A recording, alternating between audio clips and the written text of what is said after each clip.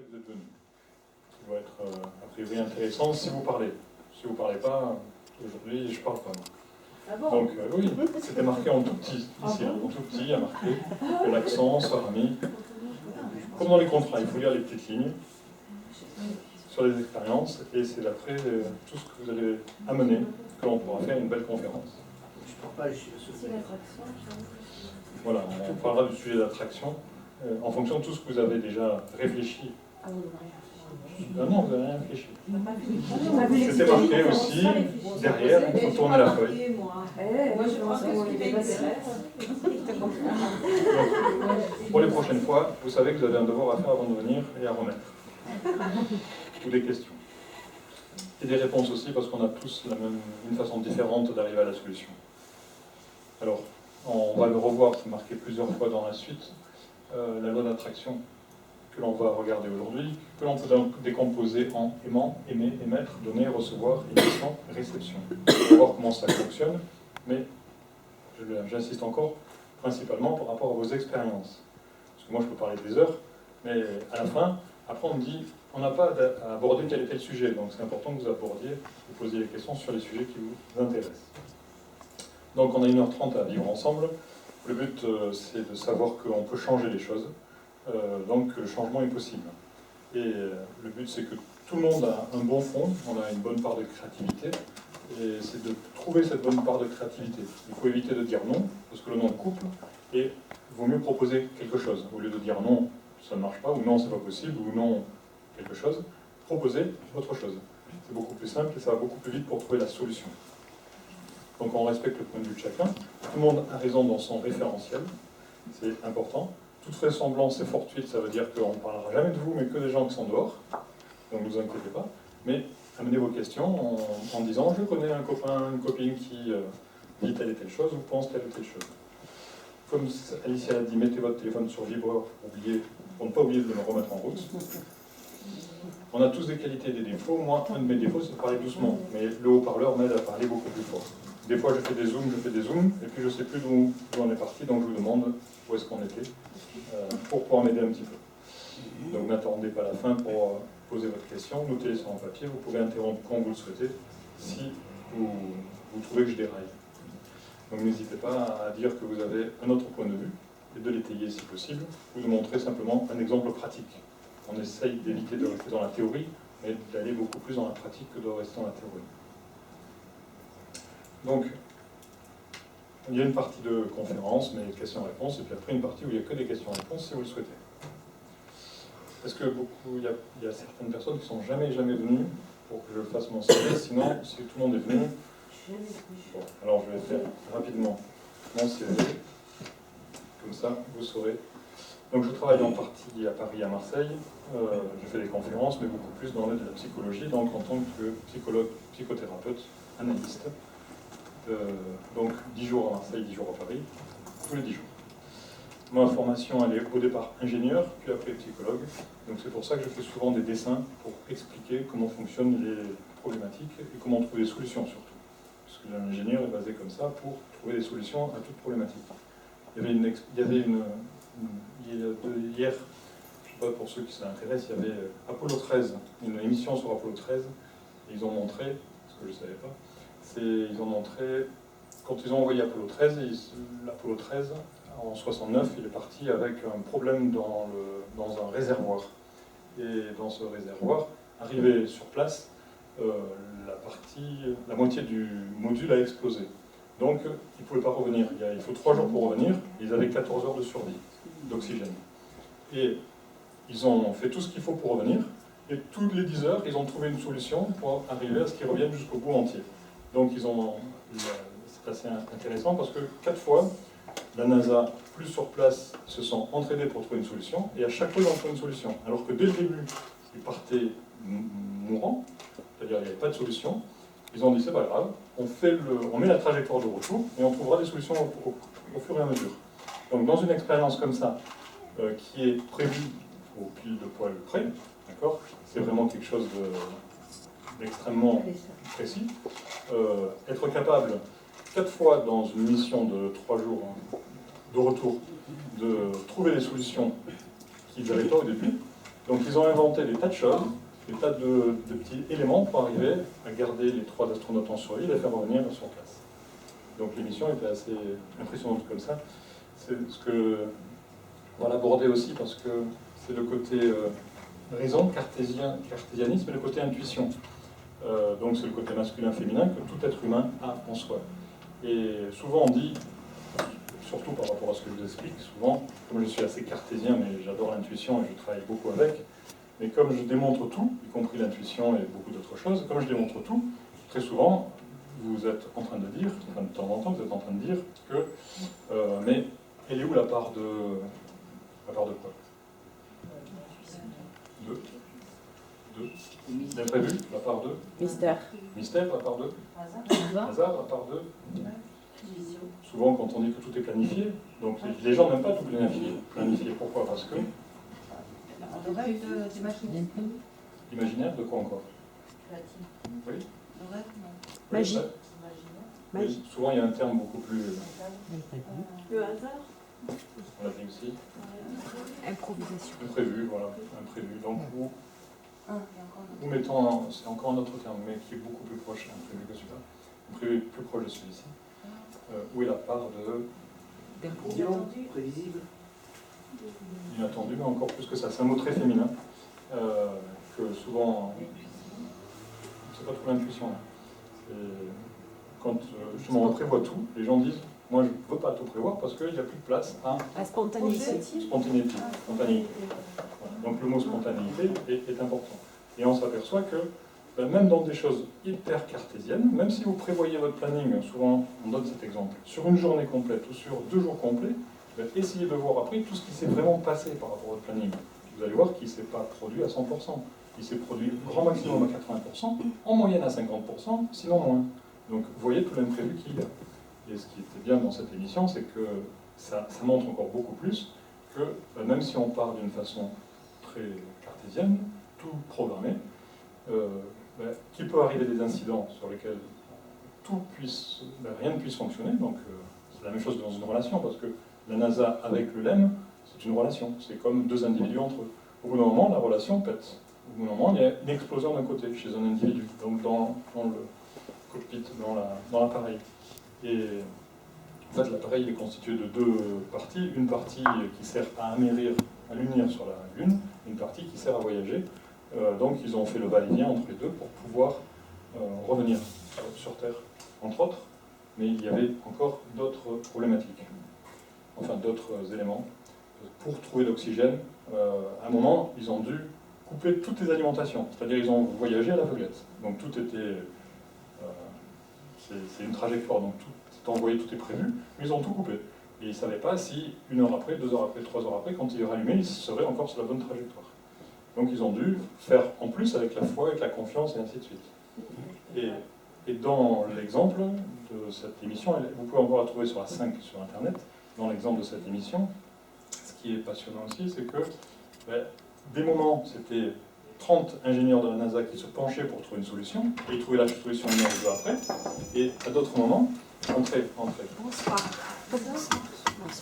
Et à d'autres moments, c'était pas les ingénieurs de la NASA qui trouvaient. Venez, entrez.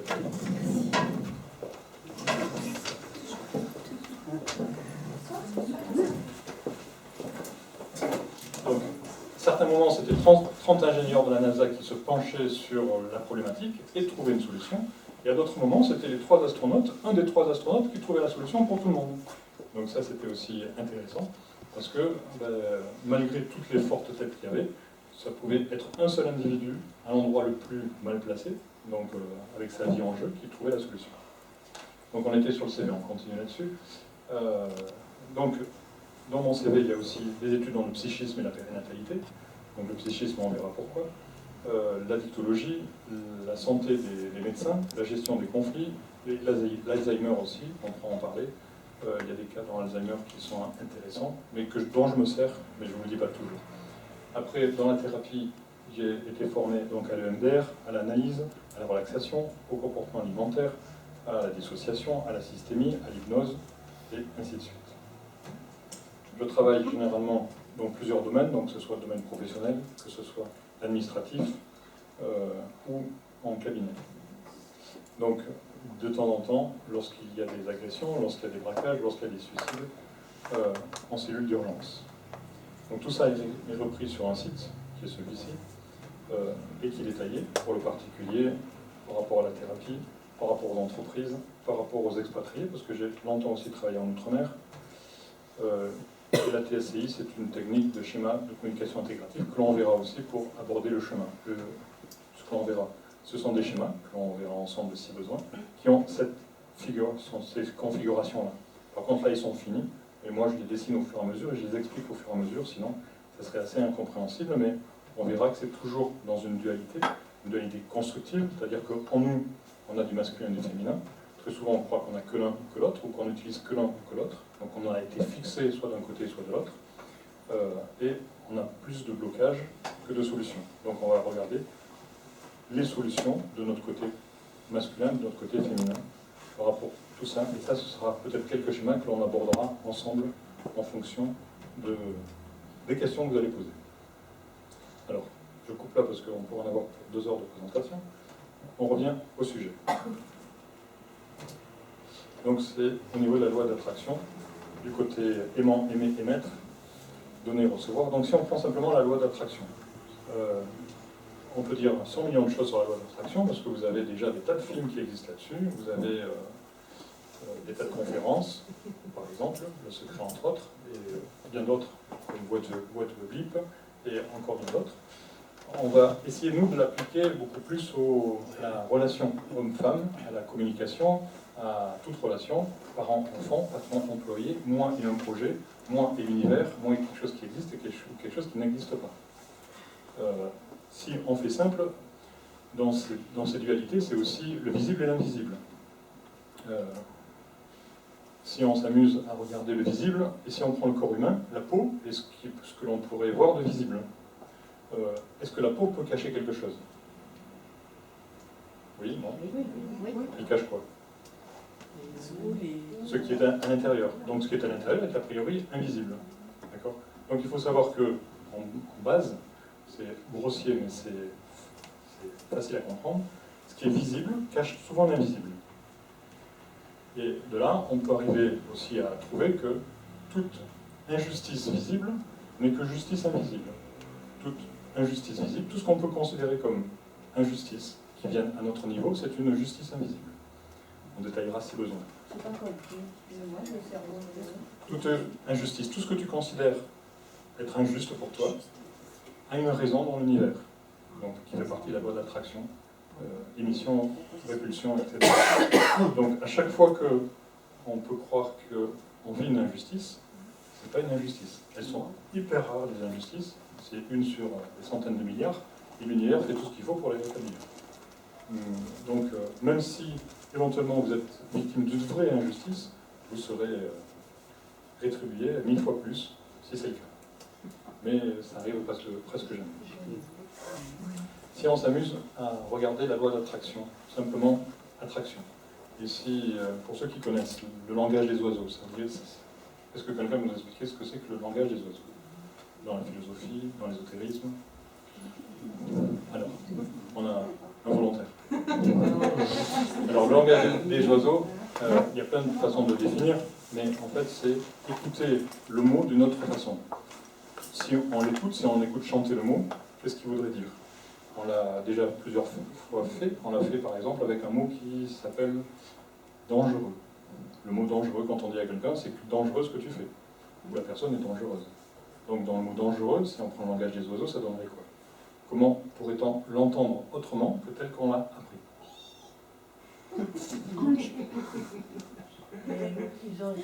Si on s'amuse à décomposer le mot à différents endroits. Oui. Dangereux.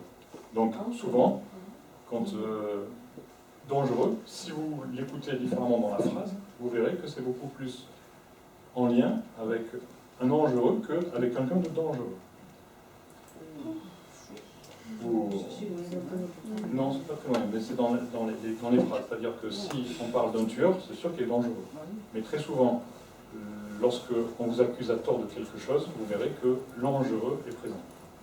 Là, on va regarder au niveau de l'attraction. Comment est-ce qu'on peut décomposer ce mot attraction?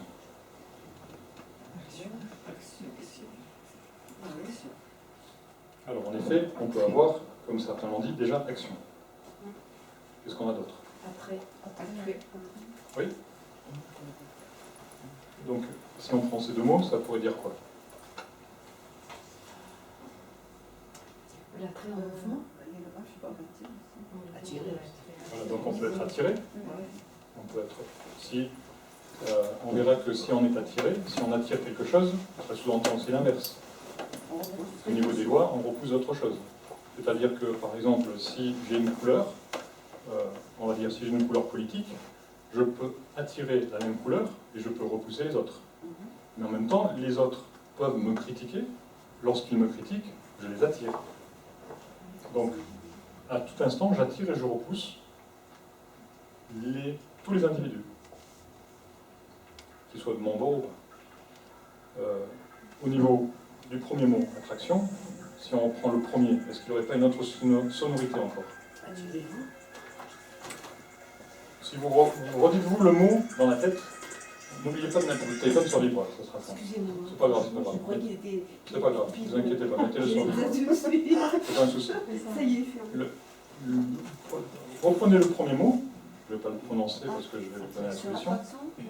Que le premier mot, celui-ci, la première partie. Dites-le en vous plusieurs fois, rapidement, et vous avez... Alors c'est quoi? C'est quoi l'âtre? C'est le foyer. C'est le foyer. Plus le foyer. Alors le foyer, ça pourrait être quoi d'autre? Le foyer, outre la maison. Soi. Par rapport à soi, ce serait quoi? L'intérieur, le cœur. Oui, le cœur. Le cœur. D'accord? Donc l'âtre, donc ça serait notre cœur, ça serait notre créativité, ça serait notre étoile, donc ce qu'on est au fond de nous, qui se met en action. Donc ça sous-entend que par rapport à toutes les attractions qui existent dans l'univers, ça a une résonance forte avec notre cœur, et ça met en action énormément ce qui est au fond de nous.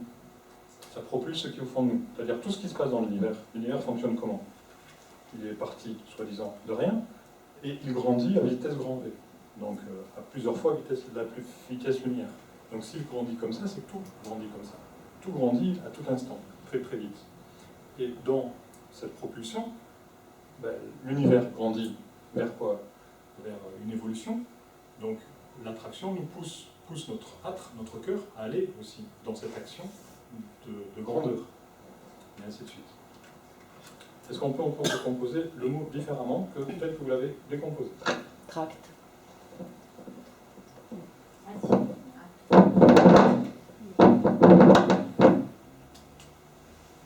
Alors, Traction. comment est-ce que vous pouvez... Traction. Oui, alors, les deux mots, s'il vous plaît. Le A, c'est privatif, non? Oui, c'est ça. Donc, pour ceux qui ont connu la traction, les tractions, une traction, qu'est-ce que c'est? C'est tirer. À l'époque, c'était quoi à l'époque une traction? Oui, c'est une voiture. Donc, ça existe toujours, traction avant, traction arrière. C'est aussi quelque chose qui tire. D'accord? Donc, dans la traction, il faut ne pas oublier qu'il y a aussi l'action, mais il y a aussi la traction. Donc, face à ça, face à l'univers, il existe une phrase d'ailleurs dans Le Secret qui dit que l'univers entier conspire contre nous. Ça veut dire quoi lorsqu'on dit que l'univers entier conspire contre nous? Ça veut dire que, quoi que l'on fasse, à tout instant, l'univers, déjà le corps humain, le microcosme, le macrocosme veut dire quoi? Veut dire que si tous les jours le corps humain, on fatigue son corps humain, on fatigue sa chair, son cheval, si tous les jours on le fatigue, toutes les nuits, le corps se rectifie, se redresse, se réactualise. Mais ce qu'il fait entre le jour et la nuit, il le fait aussi à chaque fraction de seconde. À chaque fraction de seconde, on le fatigue et il fait tout ce qu'il faut pour se redresser. À tout instant, il économise un maximum, à tout instant, il rectifie pour rester en vie et pour être efficace. Donc, si l'univers fait ça, si on le fait, ça se passe aussi par rapport à, je ne sais plus d'où je suis parti, par rapport à l'attraction, c'est-à-dire lorsque l'univers fait ça pour nous, c'est-à-dire que non, c'est voilà, l'univers conspire contre nous. C'est-à-dire à chaque fois qu'on se dévie, il fait tout ce qu'il faut pour nous remettre sur la bonne place. D'accord? Donc de la même façon que notre corps le fait, tout autour de nous le fait. Tout est construit pour ça. Si on donne un autre exemple de tout ce qui est dévié, voilà. C'est que, par exemple, en Occident, ici, on dit, la majorité des gens disent, j'en ai marre, j'ai encore ramassé une claque. Parce qu'on parle d'attraction, j'ai encore ramassé une claque. Ramasser une claque, c'est quoi? Physiologiquement, physiquement, donc on a dit qu'on restait dans la pratique, c'est quelque chose qui se passe comme ça. C'est, j'ai quelque chose qui vient à mon contact. Si on voit les choses en sens inverse, plus à l'occidental mais à l'oriental, et si on voit que l'univers grandit, que nous on grandit, ce n'est plus quelque chose que je reçois. C'est quoi? C'est un signe. Oui, mais symboliquement, si ce n'est pas ça, c'est l'inverse. Donc l'inverse c'est quoi? C'est moi qui rencontre. Donc un signe, c'est moi qui rencontre une information. C'est pas mon parent m'a fait une claque, c'est pas l'univers n'est pas content, c'est pas je suis maudit, c'est en progressant, j'ai rencontré une information. J'ai rencontré un panneau, et souvent on se dit quel con je suis. En fait, sur le panneau, il y a marqué le chemin qu'on doit prendre, mais on voit que le mot con. Alors on dit quel con je suis, mais en fait, si je prends la distance, le chemin qu'on doit prendre pour aller là-bas, ça passe par là. Comme quand on est dans un bateau, on doit tout le temps tirer de bord pour arriver là où on veut aller. La ligne droite existe, mais c'est pas tout le temps possible. Donc, c'est la même chose, c'est-à-dire à chaque fois, on doit tirer de bord, on doit se rectifier. Soit on le fait de soi-même, soit le corps le fait, soit l'univers le fait. Donc l'attraction, c'est aussi ça. Alors, dans certaines définitions du dictionnaire, on peut trouver ce qui est noté ici. C'est-à-dire que l'attraction, c'est aussi un événement qui attire des personnes par rapport à un spectacle. Le spectacle, dans la philosophie, c'est aussi la divine comédie. D'accord? Donc la divine comédie, ça serait quoi philosophiquement ou par rapport à nous? On est sur la Terre, et la Terre est une scène de théâtre. Une grande scène de théâtre, une grande scène de jeu. Donc pour comprendre l'attraction, il faut comprendre aussi que on est tous là pour s'amuser. Se prendre la tête, certains s'amusent en se prenant la tête. Certains s'amusent, c'est leur plaisir. Sur la scène de théâtre, qu'est-ce qui se passe? Il y a des fois des disputes, des conflits, quand on va au théâtre, on les voit. Des fois, il y a des gens qui meurent. Et puis une fois que le théâtre est fini, le rideau se ferme, qu'est-ce qui se passe? Ceux qui étaient en conflit font quoi? S'embrassent. Ceux qui sont morts font quoi? Se réveillent. Se relèvent, se réveillent. Ok? Et le rideau s'ouvre, et qu'est-ce qui se passe? Voilà. Et qui les applaudit? Les inconnus qui les regardent. Voilà. Ce qu'il faut donc essayer de voir, c'est que si la planète Terre est une scène de spectacle, et si c'est nous qui sommes sur les acteurs, qui sont les spectateurs, puisque le monde visible cache le monde invisible. On est spectateur. On est acteur. En fait, tout ce qui est visible seraient les acteurs. La scène, c'est ce que l'on voit, puisque c'est là où il y a les feux, puisque le reste est éteint. D'accord? Le reste est en ombre, comme au cinéma, donc ça ne se voit pas. Mais à la fin du spectacle, à la fin de la divine comédie, voilà, tout est découvert. Donc ça veut dire que ce monde invisible existe bien. Maintenant, on pourra en parler si besoin. On est plus dans la loi d'attraction, mais pas trop encore dans l'invisible. Mais on pourra en parler, mais il faut savoir qu'il y a des connexions, c'est-à-dire que qui irait jouer du théâtre devant personne? Il n'y a pas d'acteurs qui veulent y jouer du théâtre s'il n'y a personne. Est-ce qu'il y a des comment on appelle ça, des artistes qui chantent? Est-ce qu'il y a des grands chanteurs qui iraient donner un concert avec personne? Pourquoi? C'est pour le plaisir de donner. Oui, mais en même temps, qu'est-ce qu'il y a d'autre à part donner? Recevoir. Recevoir. Donc plus les spectateurs sont orientés vers le chanteur, le conférencier, etc., plus il reçoit, plus ça le motive à donner. Voilà. S'il n'y a personne, ça ne marche pas. C'est pas parce qu'il ne va pas le faire à vide, c'est parce qu'il ne sent pas l'énergie qui arrive et il ne peut pas redonner tout ce qu'il reçoit. D'accord? Ça fait partie aussi de l'attraction. Ça fonctionne de la même façon à tous les niveaux. Que ce soit entre un chanteur et une scène de théâtre, entre un homme et une femme, entre moi et un projet, entre moi et l'achat d'une voiture, entre moi et un enfant, et ainsi de suite. Entre moi et une peur, entre moi et une conception, tout fonctionne de la même façon.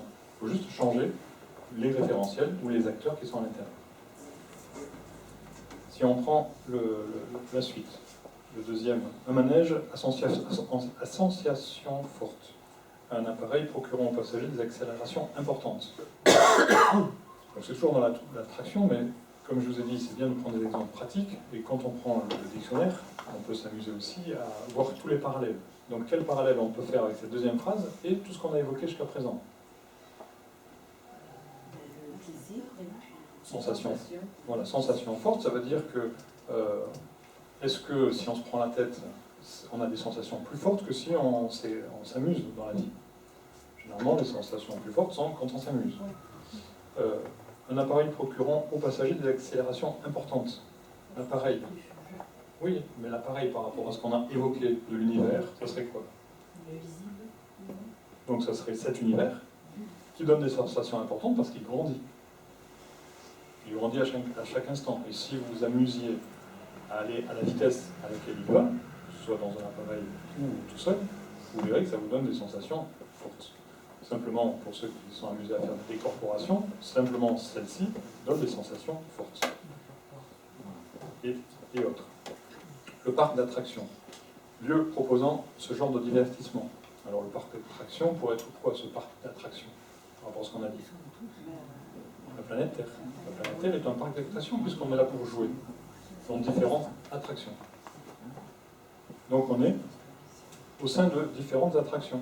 Ces différentes attractions, ça peut être quoi? Donc ça peut être ce que j'aime pas. Ça peut être les gens avec lesquels j'ai plus d'affinité et ceux que je ne veux pas voir. Ça peut être les lieux, ça peut être les couleurs, ça peut être les musiques. Donc tout ce qui a de l'attraction pour moi va m'attirer. Tout ce qui n'en a pas va me repousser. Et ainsi de suite. Donc attraction interpersonnelle, passage d'une relation amicale à une relation amoureuse entre deux individus, ou d'une relation amicale à une relation professionnelle, ou l'inverse, d'une relation professionnelle à une relation amicale, et ainsi de suite. Attraction, une force qui rapproche deux masses, dont la gravité. Alors, deux masses, c'est deux individus, dont la gravité, qui est dans les masses. Donc, pourquoi cette définition est intéressante? C'est parce qu'on vit sur une planète où il y a de la gravité. Ce qui est intéressant, c'est que la gravité, d'une part, ça veut dire que les objets tombent. Mais en même temps, rappelez-vous, ce qu'on voit souvent, c'est que dans notre éducation, comment on nous éduque par rapport à ce mot gravité? Qu'est-ce qu'on nous dit? Mon enfant, tu te rends compte ce que tu fais que c'est grave? Donc, par rapport au type de phrase que l'on reçoit, c'est grave ce que tu fais, arrête de faire l'imbécile, et ainsi de suite, ça accentue encore plus la gravité. Donc, est-ce que la gravité, par rapport à l'attraction, ça donne quoi? Est-ce que plus il y a de gravité, est-ce que plus l'attraction est possible ou moins elle est possible? Alors, plus il y a de gravité, moins l'attraction est possible. Maintenant, dans l'invisible, les forces sont compensées. C'est-à-dire qu'il y a moins d'attraction, donc il y a moins d'évolution. Donc, plus on est grave, plus on est lourd, plus on est fixe, moins on peut évoluer, moins on peut progresser, moins on peut se propulser. Donc, le côté gravité est aussi important parce que ça supprime beaucoup l'attraction. Donc l'attraction en grammaire, c'est la contamination d'un mot relatif par son précédent. Donc ce qui m'intéresse, c'est le mot. Donc si on prend les individus, donc c'est deux individus qui se contaminent, l'un par l'autre. On l'a souvent vu, on le verra après, par rapport à quand on dit que il déteint sur moi, ou je déteins sur lui. Donc le fait de mettre une teinte sur quelqu'un, ou de donner sa teinte pour que quelqu'un veuille la prendre, c'est comme une contamination.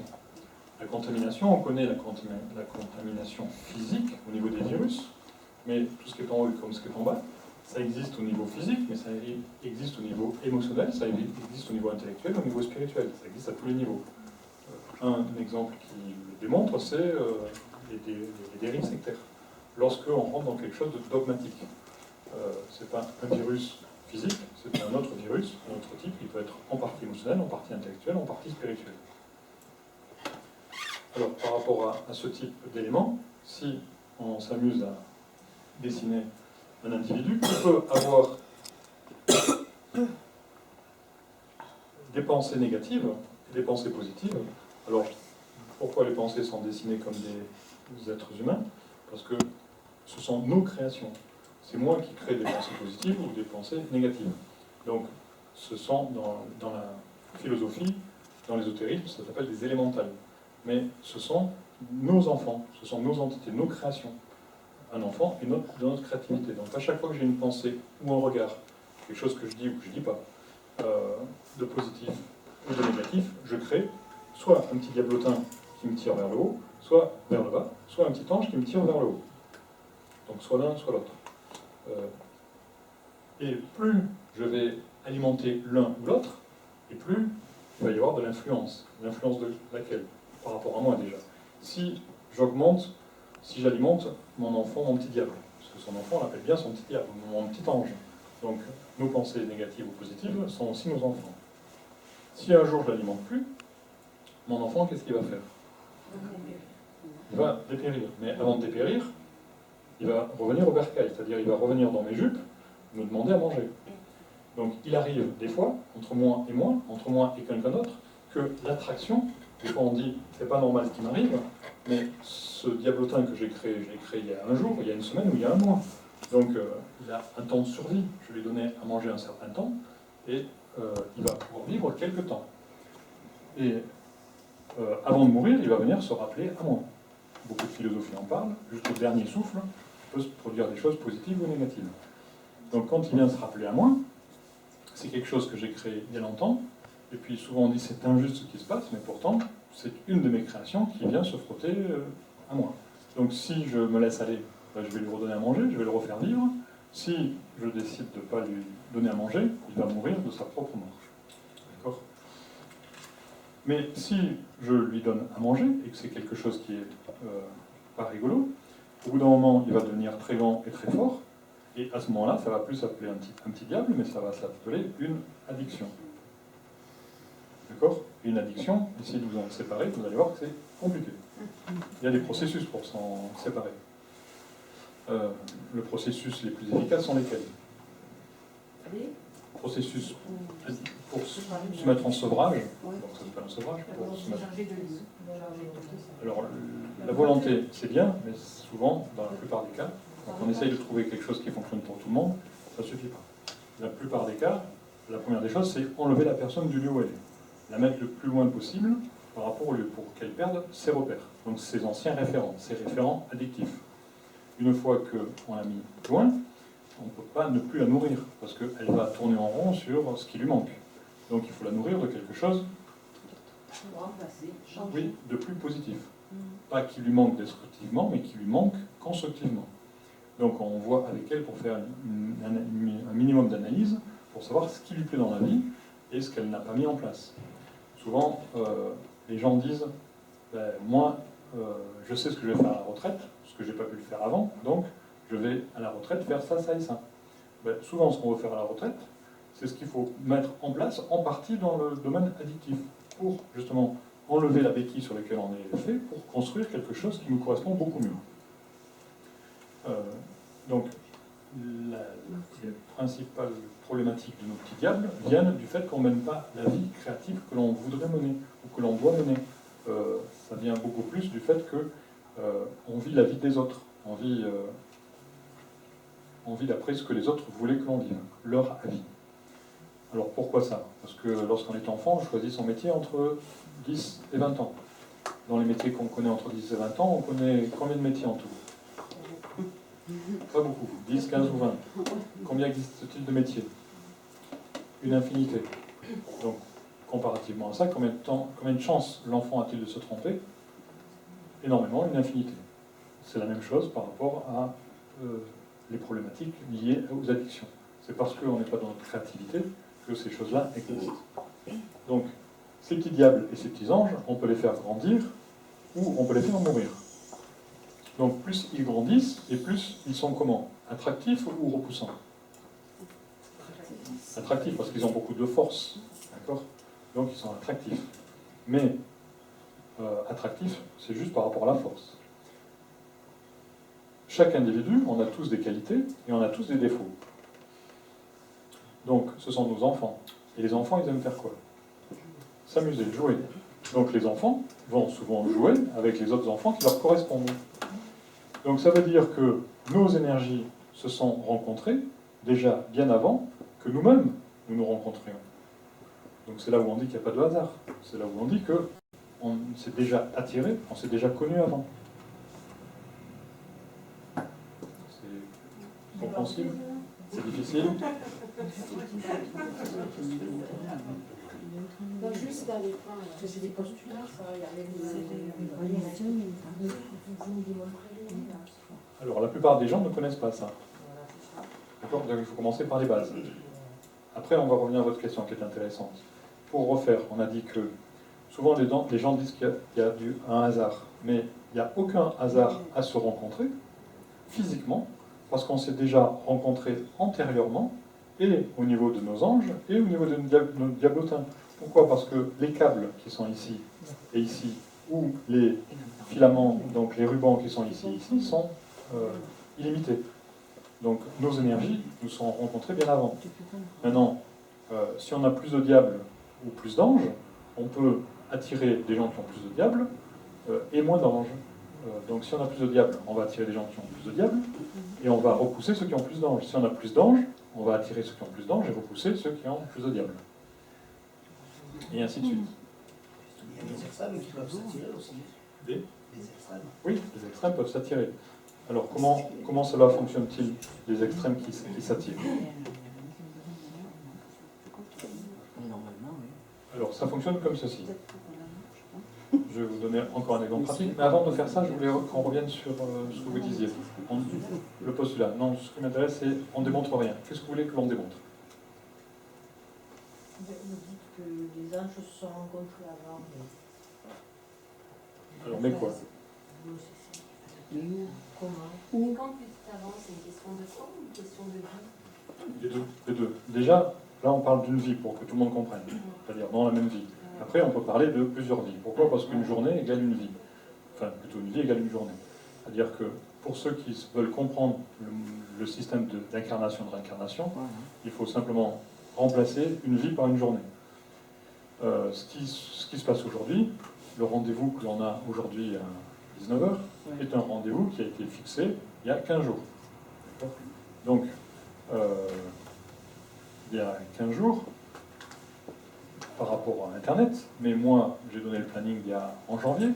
Donc, si dans une journée, notre rendez-vous d'aujourd'hui a été fixé il y a 15 jours, ça veut dire que 15 vies en arrière, symboliquement, j'ai le résultat 15 vies après.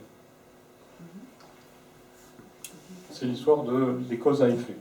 D'accord? Cause à effet, ça veut dire que par exemple, si aujourd'hui j'ai une angine, il se peut que hier j'ai rien fait pour avoir une angine, avant-hier non plus, mais avant-avant-hier oui. Donc si aujourd'hui j'ai une angine et que je dis que l'univers est injuste, que j'ai une angine parce que je me rappelle que hier tout allait bien et qu'avant-hier tout allait bien, mais que j'ai la mémoire courte, ou que j'ai pas de mémoire, il est facile que je dise que l'univers est injuste. Mais si j'ai un peu plus de mémoire, donc un peu plus d'éveil, donc un peu plus d'ouverture, donc un peu plus de conscience, je m'apercevrai que c'est juste parce qu'il y a 3 jours, il y a quelque chose de particulier. C'est la même chose par rapport à l'incarnation cause-effet. Si j'ai plus d'éveil, plus de conscience, je peux me souvenir que dans d'autres vies, j'ai fait certaines choses. Donc on revient quand même à la question. Oui, comment tu arrives à démontrer que... Hein, ta question, c'était Oui. comment on le sait qu'ils se rencontrent? Ils se rencontrés en rêve. Donc ça veut dire que tout ce que je dis depuis une demi-heure, personne ne suit, c'est ça? Bon alors je vous les laisse tous au tableau et vous l'expliquez. Non. Non, est-ce qu'il y a des signes qui peuvent démontrer qu'on ait pu se rencontrer? Alors, dans une des vidéos, c'est pas celle du secret, c'est peut-être celle du secret. Non, c'est pas celle du secret, ce sont des notes que je vous ai déjà passées ici, sur lesquelles il y a un ingénieur, un médecin américain qui démontre comment justement aider et soigner les êtres humains. Donc il explique comment, il fait venir ses camarades médecins. Le camarade médecin me dit oui, ok, tu me montres un exemple et même montre-moi d'autres. Ça ne lui suffit pas d'un seul exemple. Il faut que ça puisse être reproduit. Là, on peut trouver d'autres exemples. D'accord ? On peut des exemples pratiques et ça serait intéressant. Mais je suis persuadé que vous avez déjà eu dans votre vie 1001 exemples comme ça, plus ou moins conscients, et souvent conscients, sur lesquels vous avez dit il n'y a pas de hasard, ou sur lesquels vous avez dit ce qui se passe, c'est pas anormal. Ce qui se passe, je le voulais, en positif ou en négatif. Donc, je veux bien qu'on en parle, mais Une part d'imprévu toujours. Dans ce qui se passe dans notre vie. j'ai pas entendu. Il y a toujours une part d'imprévu. Oui, bien sûr qu'il y a une part Même si d'imprévu. on le voulait, ça n'a pas vu. D'avoir eu ce qu'on a voulu. C'est-à-dire Dans notre que, pensée. l'univers grandit, et ça, à notre échelle, on ne peut rien y faire. Donc, on est obligé de suivre une trajectoire. Mais dans cette trajectoire, on peut faire ce qu'on veut. Dans la trajectoire. Mais on est dans la trajectoire. On ne peut pas sortir de la trajectoire. Mais à l'intérieur, dans le bateau, quand le bateau va de Marseille à New York, le bateau, je ne pourrais rien y faire, sauf si je fais un build-up, mais ça m'étonnerait que je puisse y arriver. Mais à l'intérieur du bateau, je peux monter, je peux descendre, je peux me jeter par-dessus, je peux dormir, et ainsi de suite. Ça, je peux le faire. Mais je ne pourrais pas toucher au grand programme. Donc, oui, je peux faire des imprévus, mais ce n'est pas pour autant que ça va changer la grande destinée. Et si je vais par-dessus, ben, éventuellement, ça peut être inconsciemment ma destinée. Donc tout ça est à voir. Alors si on continue. Dans la question, justement, une fois, on l'a déjà évoqué, mais c'est toujours lié à ça, et on va l'évoquer de multiples façons.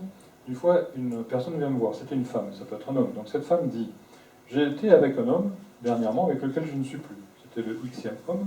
Cet homme, au niveau intellect, mathématiques, logique, cartésianisme, il était assez nul, 0 sur 20. Au niveau cœur, sentiment, tendresse, amour, passion, il était nul aussi, 0 sur 20. Et au niveau physique, sport, sexualité, finance, matière, il était très fort, il avait 20 sur 20. Et elle me dit, au bout d'un moment, ça m'a gonflé, donc j'ai laissé tomber. Elle me dit, mais pourquoi j'ai rencontré un homme comme ça? Donc je vous pose la même question. Pourquoi j'ai pu rencontrer un homme comme ça? Puisque c'est lié justement à votre question, démonstration du hasard. L'annonce de la journée correspondait à L'attraction son physique. appart. Est-ce que la personne avait besoin de ça à ce moment-là? Voilà. Pourquoi est-ce qu'elle avait besoin de ça à ce moment-là? Que c'est pas ce qu'il lui faut. Philosophiquement, oui, mais dans la pratique, c'est encore plus simple que ça. C'est parce que l'homme précédent qu'elle avait, au niveau intelligence, mathématiques, logique, spiritualité, était très fort, il avait 20 sur 20. Au niveau cœur, sentiment, tendresse, amour, passion, il était très fort, il avait 20 sur 20. Et au niveau physique, sport, sexualité et finance, il était nul, il avait 0 sur 20. Donc cette personne a fait quoi? Elle est allée chercher ce qui lui manquait. Okay, en faisant quoi d'autre? C'est-à-dire en oubliant ce qu'elle avait, en oubliant ce qu'elle avait. Donc la majorité des gens font quoi? Ils s'amusent à faire du yo-yo. Mais c'est là où je pose ma question, comment on fait pour avoir une survie? Oui, je suis entièrement. Avant de poser cette question, avant de poser la question, j'ai cru entendre que ça n'existe pas, ça, c'est ça? Ça n'existe pas. Si, ça existe. Si, je vous confirme que ça existe. Ça. Non, mais là, on est en train de parler de cet exemple. Ah oui, ça arrive même fréquemment. Mais là, c'est un exemple grossier, c'est-à-dire que normalement, on devrait le décomposer. C'est-à-dire l'esprit, on devrait le décomposer toute la partie esprit en intelligence, cœur, physique, le cœur en intelligence, cœur, physique, et le physique en intelligence, cœur, physique. On décompose en 3 grossièrement, mais après, on doit tout redécomposer, parce que des fois, c'est un certain pourcentage de certains lieux. Donc de l'intelligence d'esprit, de l'intelligence de cœur ou de l'intelligence physique. Ou de mon amour spirituel, ou de mon amour charnel, ou de mon amour émotionnel, et ainsi de suite. Donc, alors comment on fait? alors, la problématique, c'est que, dis-moi si c'est lié à l'attraction, au thème de l'attraction qu'on évoque ce soir. Si c'est lié au thème de l'attraction, je veux bien en parler, mais je ne crois pas trop que ce soit... Tu as abordé le sujet un tout petit peu sur l'attraction. C'était surtout pour répondre au fait qu'on disait comment démontrer que ce hasard n'existe pas. Une façon de le démontrer.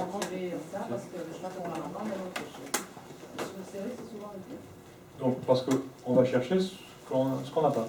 Donc, on va toujours chercher le verre à moitié vide, alors qu'on oublie de regarder le verre à moitié plein. Plus on regarde le verre à moitié plein, plus on a de notre créativité et plus on trouve les solutions. Oui, souvent, chose et on attire le Alors, contraste aussi. donc ça c'est lié à la loi d'attraction, ça on peut en parler.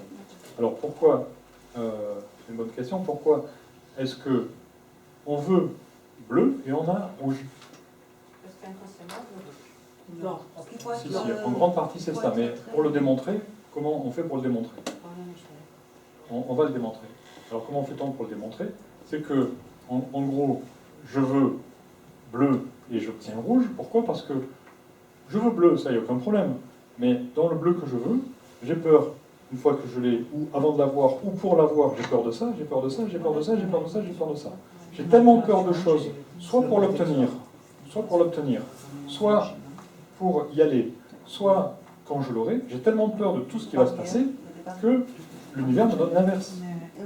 L'inverse, c'est-à-dire, je pense tellement à tout ce dont j'ai peur, c'est la loi d'attraction.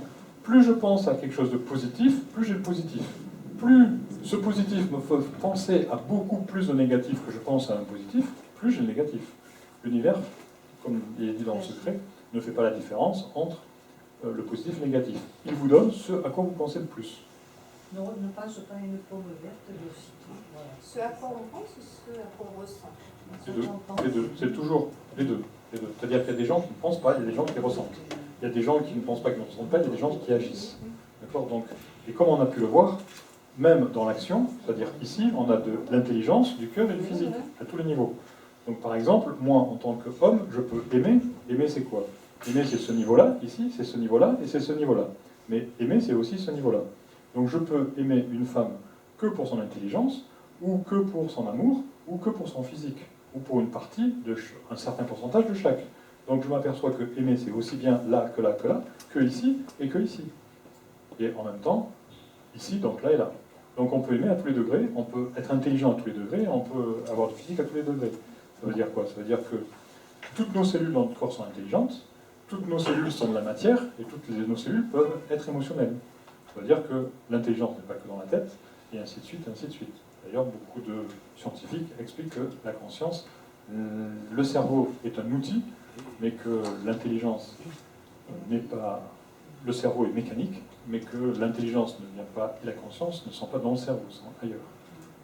Alors comment faire pour travailler sur ces peurs, pour avoir bleu si on veut bleu? Alors, quelles sont les différentes techniques utilisées pour être plus proche de cette... Voilà, donc travailler sur soi, c'est important. C'est-à-dire, un minimum, c'est... C'est une confiance en soi. Bien écouter. Pour avoir confiance en soi, il faut savoir qui on est. Donc écouter, c'est créativité. Se connaître le verre à moitié plein plutôt que le verre à moitié vide. Parce que très souvent, on va chercher quelqu'un qui ne nous correspond pas parce qu'on regarde le verre à moitié vide. Ce qu'on nous a appris, ou ce qu'on pense être bien, et ainsi de suite. Donc la première des choses, c'est s'interroger sur soi, donc une mini-analyse sur soi, et en même temps, regarder quelles sont nos qualités, c'est-à-dire quels sont les points communs.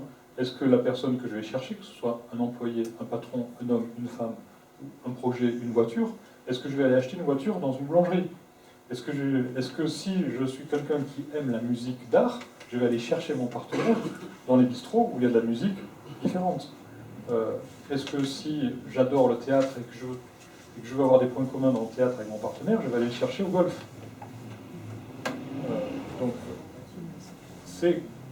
c'est possible, mais c'est pas là que vous aurez le plus de chances de le trouver.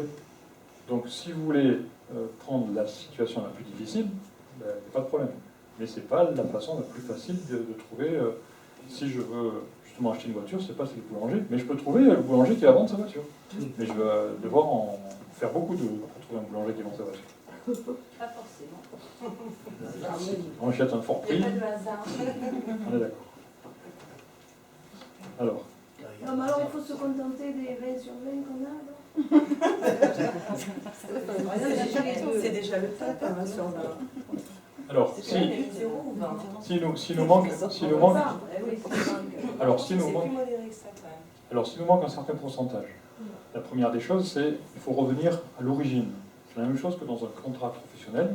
Si à un moment il me manque c'est-à-dire si à un moment il me manque des choses, des finances, par exemple, au travail, ou s'il me manque une évolution de projet, ou s'il me manque de la joie à mon travail, ou de l'intérêt, est-ce qu'au début de l'embauche, j'ai demandé à mon patron, est-ce que le poste est évolutif? Est-ce que je vais gagner plus et quand? est-ce que si je m'investis, je vais avoir un poste rapidement qui évolue en fonction de mon investissement? Si je ne le fais pas, c'est normal que je n'ai pas de poste, d'accord? Et pas d'argent de plus. Donc, si au début j'ai parlé de tout ça, c'est normal que tout ça soit prévu. Mais si j'en parle pas, il se peut que je me fasse embaucher dans une entreprise dans laquelle l'entreprise ne va pas évoluer, qu'il a besoin d'un gras de papier, et puis c'est tout. Donc, si j'en parle pas au début, ça ne colle pas. Donc, est-ce que déjà, je dois me poser la question au début, est-ce que j'en ai parlé? Si j'en ai pas parlé, je trouve déjà une explication de pourquoi j'en suis là aujourd'hui. Maintenant, je peux avoir la chance que même si j'en ai pas parlé, mon patron ou mon partenaire veuille évoluer, veuille aller plus loin. Si j'ai cette chance-là, comment faire avec mon patron pour aller plus loin? Je dois bien prendre rendez-vous pour lui expliquer que moi, je me donne à fond et que j'ai besoin d'avoir un poste avec plus d'intérêt, et émotionnel et intellectuel et financier, donc matériel. Et sans rendez-vous, ce ne sera pas possible. Il ne va pas savoir de lui-même que je veux, voilà, que je veux autre chose. Donc c'est la même chose de partenaire. Si j'ai un endroit où j'ai moins de 20 sur 20, que j'ai 0 sur 20 ou 10 sur 20 que je veux plus, je dois faire un rendez-vous avec mon partenaire pour lui demander, pour savoir quelles sont ses créativités, quelles sont les miennes, et est-ce qu'on peut augmenter ce potentiel. Voilà, ce potentiel. Il se peut que C'est ce soit... facile de dire ça, comme si on pouvait en discuter aussi facilement. En discuter, c'est facile, mais après, agir, c'est pas. On est d'accord, mais tout ça fait partie d'un processus. C'est-à-dire que si dès le début on dit c'est facile, alors je dis bah ok, pas de problème, il n'y a pas de solution. Moi j'en amène une qui est essayée et qui fonctionne. Maintenant, il faut la mettre en pratique. Après, c'est comme ça a été dit, c'est pas parce qu'on va aller sur la Lune qu'on est sûr d'y revenir. Donc au fur et à mesure, il y a des imprévus. Et ces imprévus, il faut pouvoir les travailler. C'est pour ça que l'être humain est intelligent bien plus qu'une machine. C'est-à-dire qu'une machine ne peut pas facilement rectifier les choses, mais l'être humain peut rectifier les choses par rapport à la communication. Okay. Donc c'est ce qui nous différencie et ce qui nous fait notre intelligence. Si on pousse plus loin, c'est toujours sur la loi d'attraction. Mais n'hésitez pas à continuer à poser vos questions au fur et à mesure pour que, à la fin, vous ne disiez pas on n'a pas abordé tel sujet, ou on n'a pas parlé de ça, et ainsi de suite. Donc posez vos questions au fur et à mesure. Si vous le souhaitez, vous les notez sur un papier. Alors, les réseaux énergétiques dans lesquels nous vivons. On a vu certains réseaux déjà à petite échelle, mais le microcosme est similaire au macrocosme. Tout ce qui est en bas est comme ce qui est en haut. Rien ne se perd, rien ne se transforme, rien ne se crée, rien ne se perd, tout se transforme. Donc tout ça explique que ces réseaux énergétiques fonctionnent. Il existe des réseaux matériels, humains, il existe des réseaux émotionnels, il existe des réseaux intellectuels, il existe des réseaux spirituels. Et tous ces réseaux ont des énergies. Au niveau de la Terre, de la planète Terre, quels sont ces réseaux à elle? L'eau, L'eau, le vin. l'espace. Donc, l'eau, je suis d'accord. Le vent aussi, le soleil aussi. La Mais... forêt. Oui, tout ça crée des énergies. Mais donc, de plus loin, on sait que magnétiquement, elle a deux pôles qui font que l'énergie fonctionne comme une paume. Donc l'énergie fait le tour à l'intérieur. Donc elle a d'autres réseaux beaucoup moins visibles que ce que vous avez évoqué, et ceux que vous avez évoqués sont vrais aussi, ce sont tous des réseaux. Plus, il y a encore d'autres réseaux, à d'autres niveaux, donc plus énergétiques ou plus invisibles, qui font partie aussi de ces réseaux énergétiques. Lorsqu'on a parlé des petits anges et des petits diables, si on est 10 personnes à penser négativement, par rapport à la politique, ou par rapport à la guerre, ou par rapport à une philosophie ou autre, on va créer un réservoir, ce qu'on appelle un égrégore, un réservoir, qui va être rempli de ces diables qui vont faire une synergie destructive.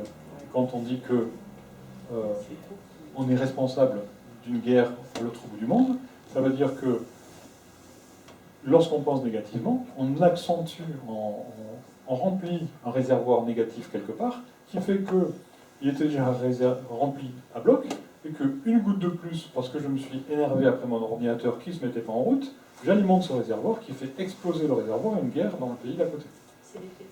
Voilà. Donc tout ceci font partie des lois d'attraction et des réseaux énergétiques. Plus vous comprenez tous ces systèmes à tous les niveaux, et plus après vous pouvez trouver des raisons à tout ce qui vous arrive dans votre vie, constructive ou destructive. Oui. Est-ce qu'il existe des niveaux là-dessus? Oui. Quel serait le titre? Comment ça... Alors, le premier qui a été évoqué, c'est un film Le Secret. Le livre aussi s'appelle Le Secret. Bon, il est américanisé, c'est-à-dire il est vraiment orienté vers l'argent. Il a fait un film, non? Oui, il y a un livre et un film qui s'appelle Le Secret. C'est un documentaire. Il faut garder le fond, hein, le fond, parce que la forme, elle n'est pas très, très jolie, elle est vraiment très orientée financièrement. Mais ça donne une explication. Après, il y a 2 autres films, toujours américains, qui s'appellent What the Bleep. What the Bleep. C'est-à-dire, où est What, W-H-A-T, V-T-H-E, Bleep, B-L-2-E-P. Il y en a 2, il y a la version 1 et la version 2, il y en a une qui fait 1h30, il y en a une qui fait 3 heures.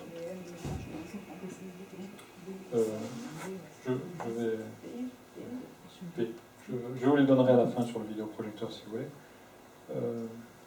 Il y en a encore d'autres, mais Il y a Shakti, quoi. Gawain aussi qui a parlé de ça.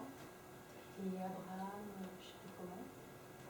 oui, plusieurs en parlent, mais ce qui est important, c'est d'arriver à trouver des auteurs, ce qui est rare, qui mettent en application matérielle. C'est-à-dire ce qu'on essaye de faire. C'est-à-dire montrer des choses théoriques, comment elles fonctionnent dans la pratique. Parce que si on reste dans la théorie, bon, c'est bien, ça donne espoir, ça vous fait vibrer, mais c'est bien d'avoir des exemples plus pratiques comme on essaye de le faire ici. Donc laisser circuler les énergies, accueillir par tous nos sens. Donc tous nos sens, ça veut dire quoi? Ça veut dire que on l'a vu par rapport à nos pensées, et c'est exactement la même chose par rapport à nos paroles. Si on a des paroles positives ou des paroles négatives, ou si on veut dire quelque chose ou quelque chose qu'on ne dit pas, ça a exactement la même influence que ce qu'on a vu par rapport à nos pensées. C'est ce qui s'appelle dans la Bible mentir par omission, on va dire. Donc, que ce soit par tous nos sens, que ce soit par notre pensée, par notre regard, un regard méchant ou un regard gentil, une parole gentille ou un regard méchant, une grimace, un geste gentil ou un geste méchant, par tous nos sens, que ce que j'entends ou ce que je ne veux pas entendre, je crée des énergies qui font que je peux attirer ou repousser des parties de moi ou des gens que j'aimerais connaître ou rencontrer, ou des projets que je veux mettre en place. Donc l'univers va tout réorchestrer autour de nous. Si on le fait d'une façon plus matérielle, ça donnerait ceci. Dans ma vie, je peux, si je suis orienté vers mon étoile, ça veut dire quoi? Ça veut dire que si je sais où est mon étoile, c'est-à-dire dans quelle direction je pars, si je fais une étude sur moi, si je me connais un peu, et si je sais la direction que je veux donner à ma vie par rapport à ce que j'ai dans mon cœur et dans mes tripes. Donc dans mon cœur et dans mes tripes, c'est situé ici. Ça veut dire ce qui a été caché au fond de nous il y a très longtemps, ça veut dire son trésor, ça veut dire, tout à l'heure on a parlé de l'âtre, donc ce qui est au fond de nous.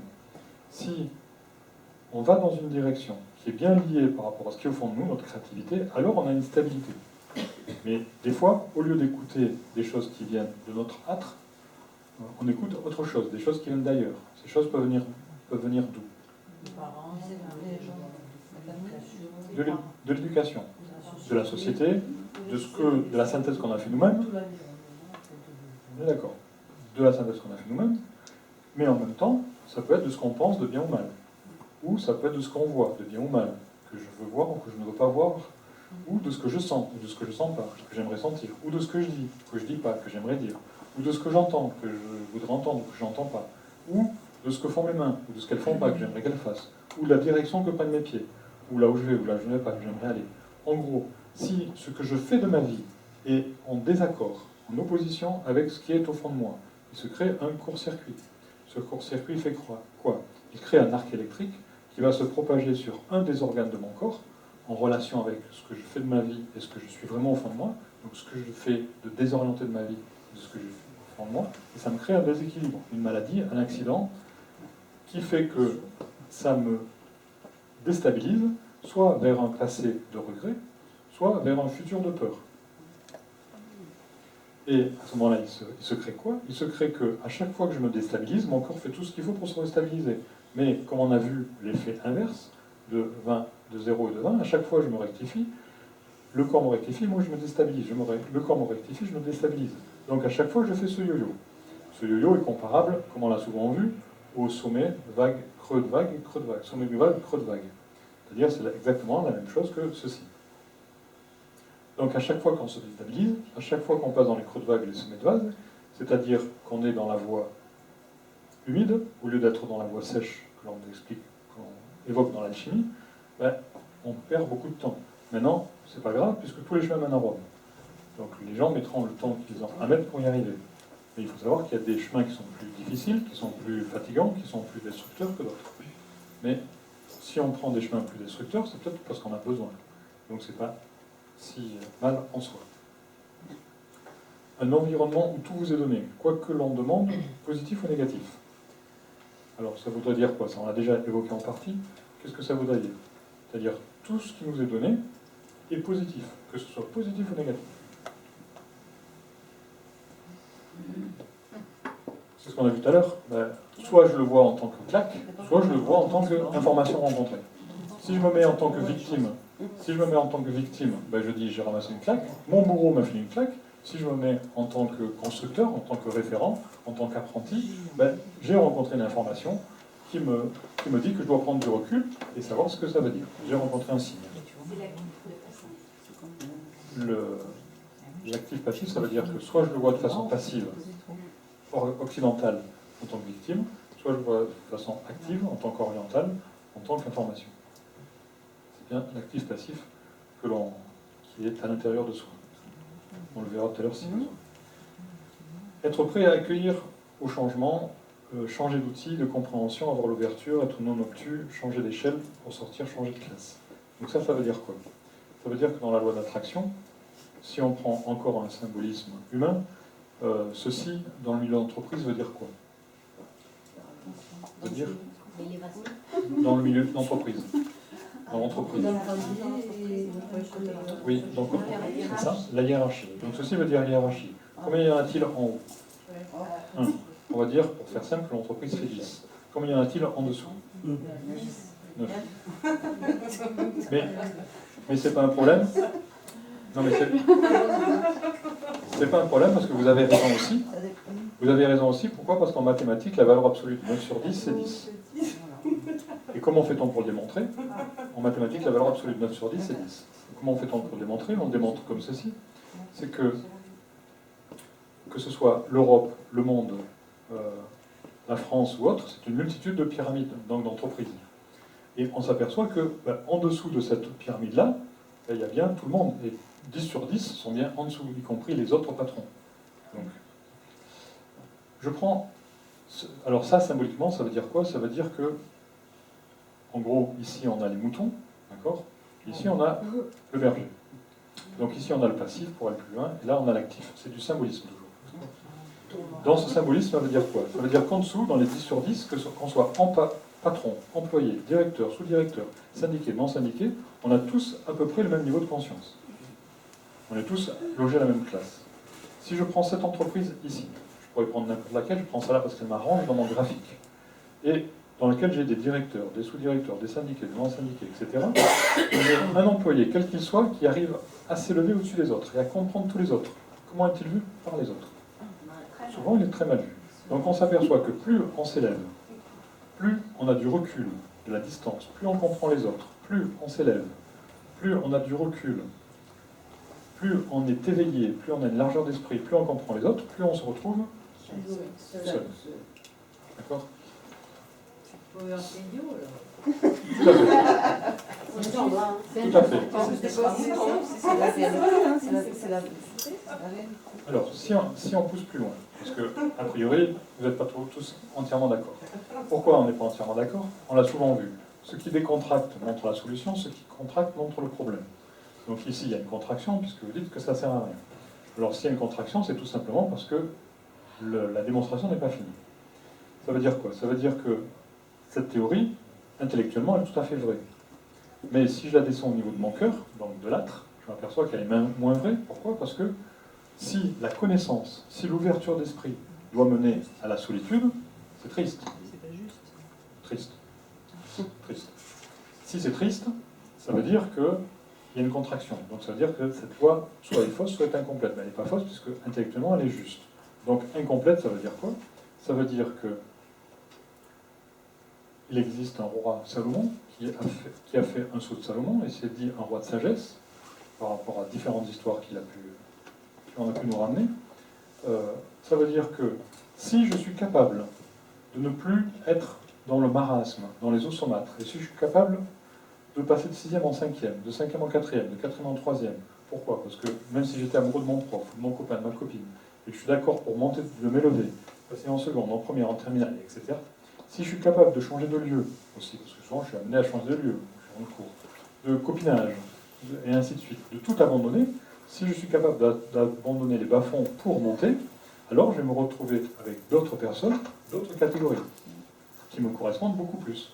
Ce que j'ai dit, si je suis un musicien, j'aurai très peu de chances d'aller trouver quelqu'un qui fait de la musique dans un bar, même s'il y a de la musique.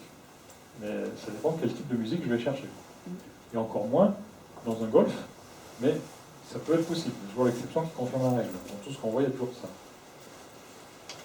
Donc par rapport à changer d'échelle, c'est justement pouvoir changer de conception.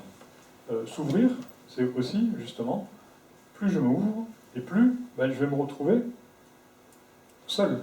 Mais seul par rapport aux moutons, mais avec de nouvelles personnes qui vont correspondre à ce que je suis.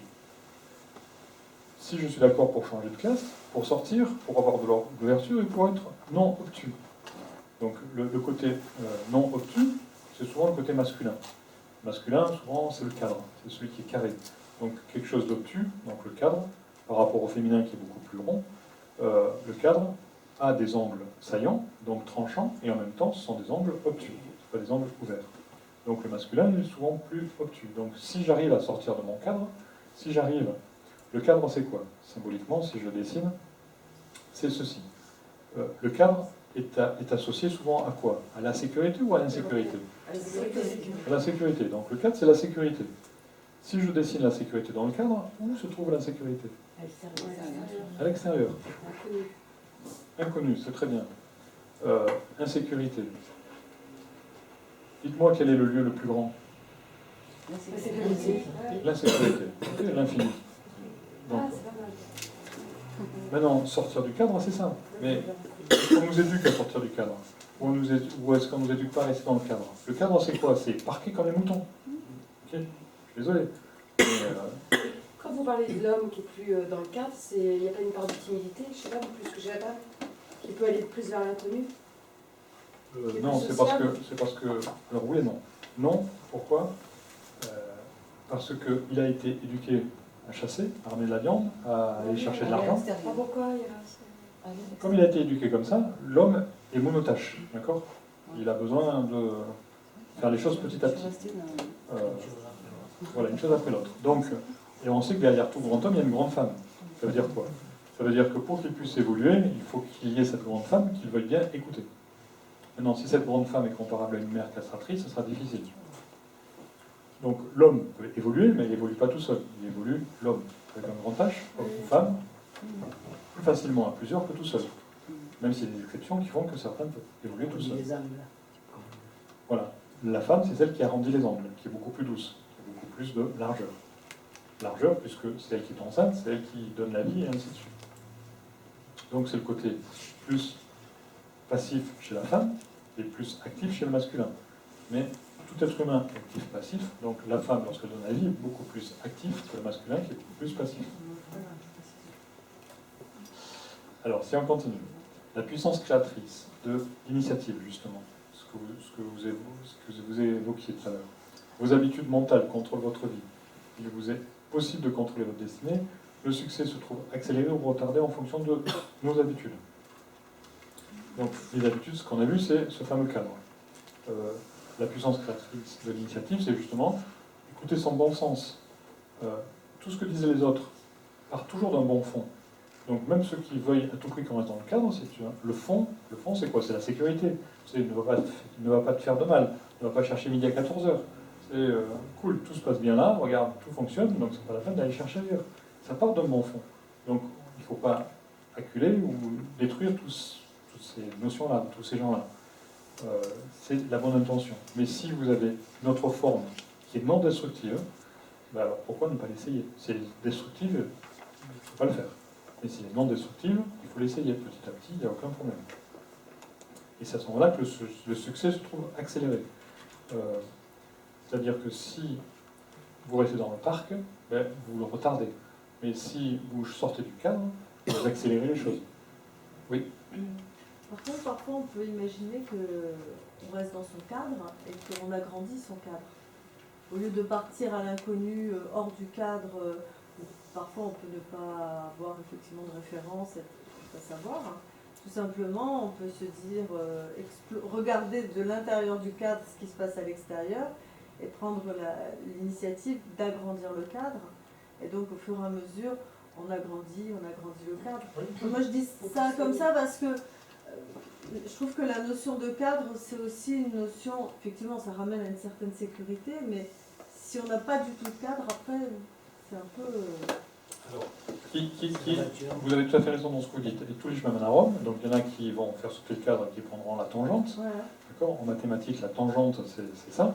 C'est-à-dire vous avez le cercle, vous avez une tangente, hein, d'accord, ça part direct le plus loin possible. Ouais. Mais il y en a qui agrandiront le cadre parce que tous les chemins mènent à Rome. Donc tous les chemins, ça veut dire il y en a qui iront direct, il y en a qui iront par là, il y en a qui iront par ici, et ainsi de suite.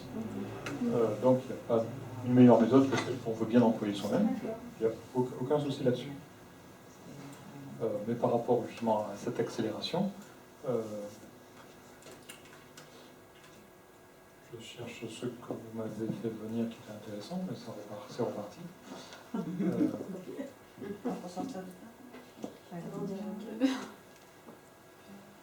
Oui, changer ses habitudes pour accélérer le succès. Je trouve pas que d'agrandir le cadre. Voilà, c'est ça, c'est le côté par rapport à ce que Moi, vous disiez. je dis d'agrandir le cadre, pourquoi? Parce que c'est par rapport à l'éducation des enfants notamment. Les enfants, on a besoin de les mettre dans un cadre justement pour les sécuriser. Je pense que des enfants qui ne sont pas cadrés, c'est des enfants qui sont ce qu'on appelle l'enfant roi, qui font n'importe quoi, qui se couchent à n'importe quelle heure. Je suis d'accord avec vous, simplement que et si... après, au fur et à mesure qu'ils grandissent, justement, on élargit le cadre. Tu peux te coucher à 9h, à 11h. D'accord, dans une vie de mouton. C'est pas dans une vie de mouton, mais je pense qu'on n'est peut-être pas un loup au départ, justement. Un enfant a peut-être besoin, effectivement, d'être un peu mouton au départ. Mais on peut lui donner, dans le cadre, lui dire il y a une liberté. Alors, Enfin, pour moi, le cadre, c'est comme un jeu. Un jeu, s'il n'y a pas de règles, il n'y a pas de jeu. vous avez raison, il n'y a pas aucun problème là-dessus. La seule chose, c'est que face au mouton, je ne mets pas un loup, mais je mets un berger. Ouais. D'accord. Pourquoi? Parce que le loup est destructeur, le berger est constructeur. Ouais. Donc maintenant, si l'enfant fait comme ça, c'est parce qu'aujourd'hui, les outils qu'on nous donne d'éducation et d'éveil sont très restreints, très limités. Donc, avec ce que l'on nous donne, avec ce qu'on comprend, avec ce que l'on a, on ne peut faire que ce que vous avez dit. Mais si les parents n'avaient pas peur, et si on avait la connaissance, on prendrait la tangente. Ce qui est important, c'est de connaître tous les chemins. Après, on prend celui qui nous semble être le plus utile au moment où on en est. Encore faut-il connaître tous les chemins. C'est pour ça qu'il existe une phrase qui dit que les voyages forment la jeunesse. Et qui dit voyage, dit dans le cadre ou hors du cadre. Pas forcément. Ça dépend de la notion de votre cadre. Mais c'est sûr que si vous voyez... Ça dépend de la notion du cadre. Oui, si vous voyagez dans Marseille... On peut voyager Dans l'espace. Il y a deux façons de voyager. C'est celui qui prend son ticket, qui part, qui ne sait même pas où il atterrit, il n'a rien prévu. Et puis on peut partir en organisant, sachant où on va, on n'arrive pas à un voyage organisé, n'importe quoi. Et c'est un peu structuré aussi. Enfin, pour moi, le cadre, c'est ça. Un peu, hein, Tout à fait. Bon, on continue. Référent ouvert ou fermé. Donc justement, c'est un lien avec ce que vous dites, c'est-à-dire que on peut ouvrir le cadre, comme vous l'avez évoqué, mais en même temps, si jamais l'enfant veut ne pas respecter le vôtre et qu'il en a un à lui qui est constructeur, comment réagissent la majorité des gens? Oui, pas quand même. Ils ne veulent pas quand même, parce que ça ne rentre pas dans leur référentiel, ça ne rentre pas dans leur cadre. Donc, voilà, c'est effrayant et il va...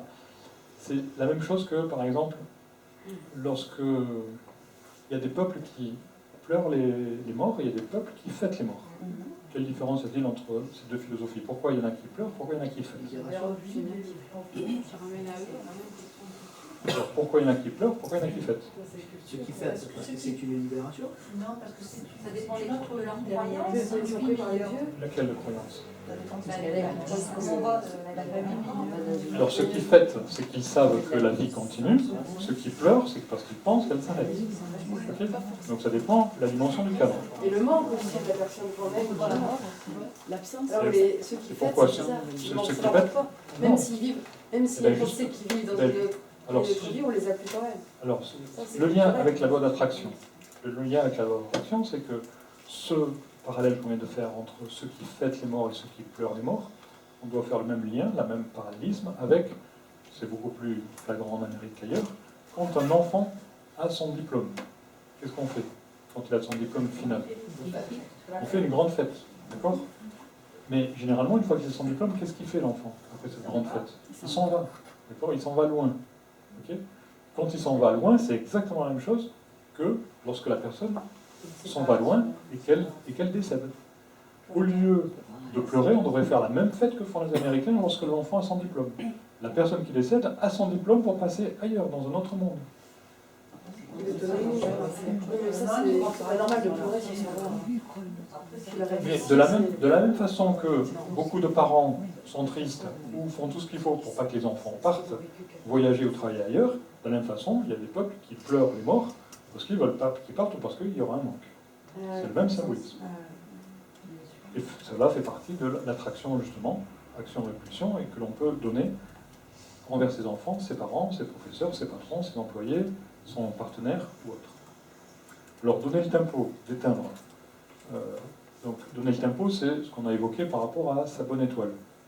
C'est-à-dire que, est-ce que si vous êtes heureux dans votre vie ou si vous êtes malheureux dans votre vie, est-ce que vous allez, de part et d'autre, que vous soyez heureux ou malheureux, est-ce que vous allez donner le tempo ou pas?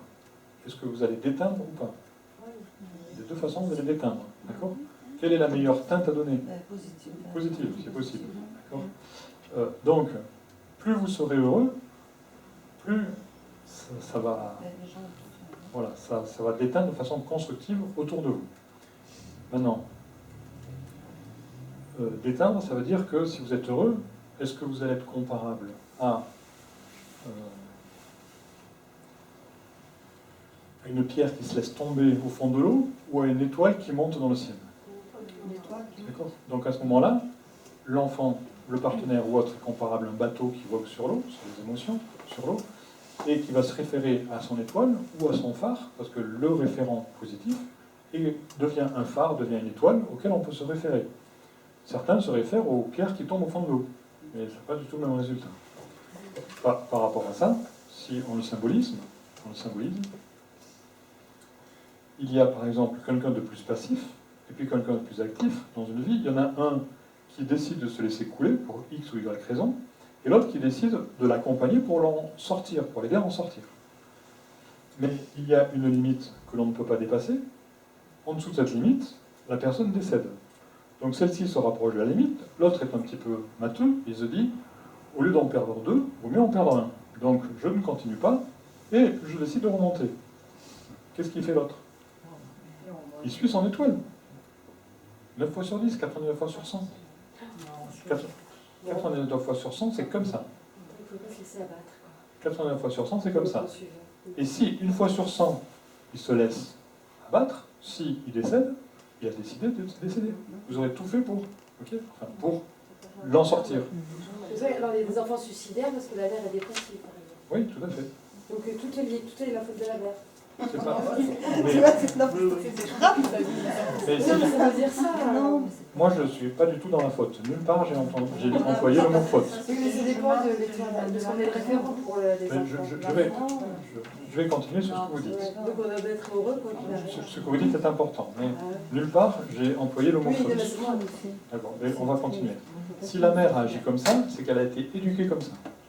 La plupart des gens qui tentent le suicide, réussis ou pas, c'est qu'ils ont été éduqués par le suicide.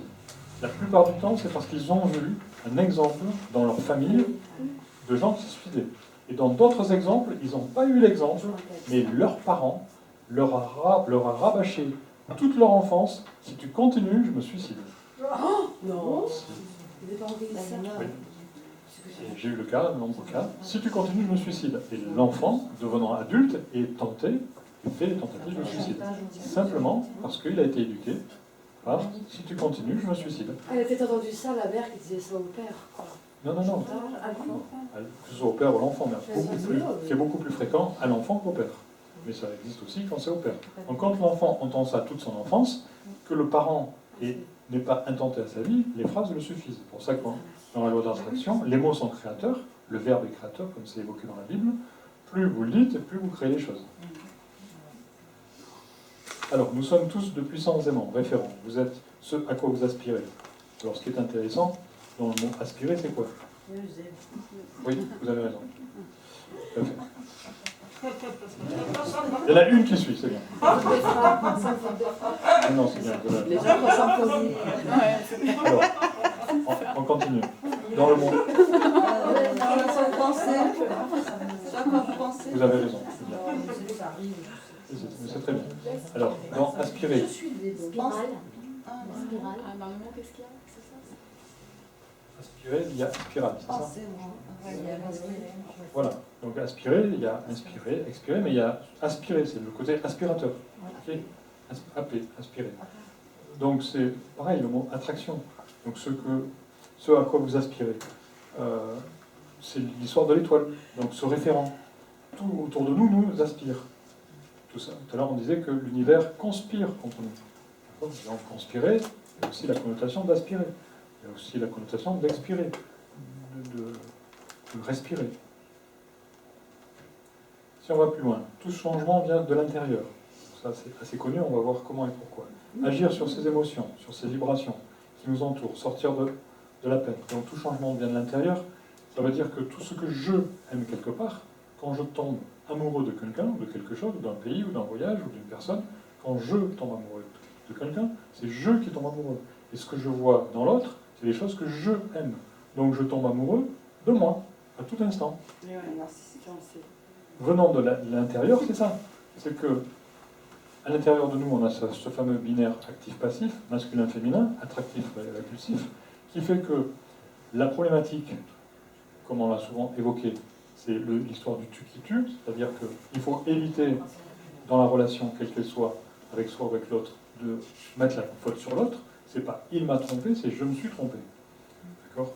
C'est pas il est méchant, c'est je ne suis pas orienté dans ma vie. C'est pas il me bloque le chemin, c'est je ne fais rien dans ma vie, c'est je n'avance pas dans ma vie. Lorsque je suis dans ma voiture et que je klaxonne après quelqu'un, ce qui me dérange, c'est l'autre. C'est pas qu'il soit incorrect devant moi, même si beaucoup le croient. C'est pas qu'il soit irrespectueux. Ce qui me dérange, c'est qu'il me bloque le chemin. Et quand je me mets en grippe après lui et que je le klaxonne, je devrais me poser la question, à quel endroit, moi, dans ma vie, je me bloque? À quel endroit je me mets des bâtons dans les roues? Et quand vous énervez après quelqu'un, l'effet miroir, c'est il me bloque, mais en fait, c'est pas ça, c'est il me donne un signe. Ce signe, c'est à quel endroit, moi-même, je mets le bâton dans les roues. Et si je ne me mettais pas dans le bâton dans les roues, action, réaction, attraction, je ne serais plus derrière lui, ou si je serais derrière lui, je serais zen, parce que j'aurais autre chose à faire à ce moment-là. En fait, c'est la manifestation extérieure du débat. Tout à fait. Alors, il était à l'état d'amour. Ça veut dire quoi? Quel est le Puisque j'aime, c'est je ce m'aime. que je suis? Enfin, j'aime un tel, c'est je m'aime. Ou plutôt, je reconnais en l'autre ce que j'aime en moi. Oui, mes potentialités, Ce que je voudrais mais demander. ma créativité. À quel moment est-ce qu'on aime réellement l'autre? Alors, on aime réellement l'autre, ça fonctionne comme avec le pardon. Les gens qui doivent pardonner, c'est-à-dire redonner par-dessus l'acte que l'autre a fait, si les gens doivent pardonner, c'est qu'ils n'ont jamais donné. S'ils ont donné, il n'y a pas besoin de pardonner. Donner, c'est donner, reprendre, c'est voler. Ceux qui doivent pardonner, c'est qu'ils ont repris.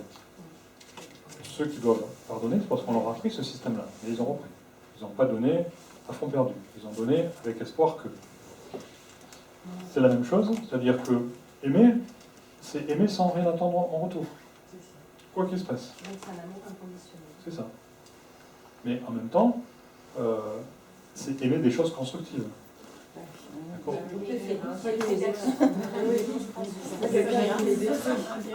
Il y a des gens qui peuvent démontrer leur amour en étant totalement passifs.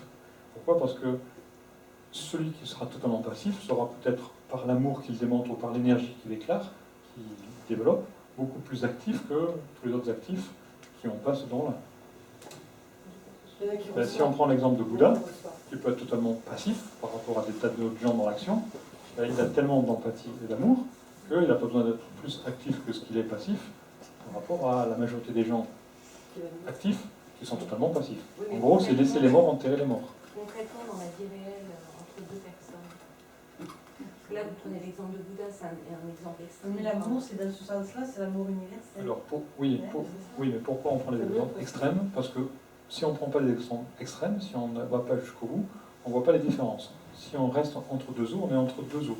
Et entre deux eaux, on voit ces troubles. Donc c'est bien de prendre des exemples extrêmes. Maintenant, pour répondre plus facilement, il faut une question plus construite. Donc ce serait quoi votre question? Cette question, c'était quand est-ce que je vois que j'aime vraiment l'autre? C'est ça? C'est ça. Merci. Alors, quand je vois que j'aime vraiment l'autre, puisqu'il y a une majorité de femmes, tant mieux. Puisqu'il y a une majorité de femmes, tant mieux, ça veut dire quoi? Ça veut dire que quand est-ce que vous voyez que vous aimez vraiment votre enfant? C'est une évidence. Pourquoi c'est une évidence? Oui, mais là, l'enfant, c'est pas pareil. Ouais, je suis d'accord. On est d'accord que c'est pas pareil, mais on fonctionne par parabole, d'accord? Et par Même si exemple, l'horaire, on l'aime, alors qu'un homme, on l'aime plus. on est d'accord, mais justement, pour répondre à la question, c'est quand justement on peut aimer comme on aime un enfant. Donc de manière inconditionnelle. Oui. Non conditionnelle. Oui. Mais là, c'est pas ça. Mais ça marche pas. C'est pas possible. C'est pas possible.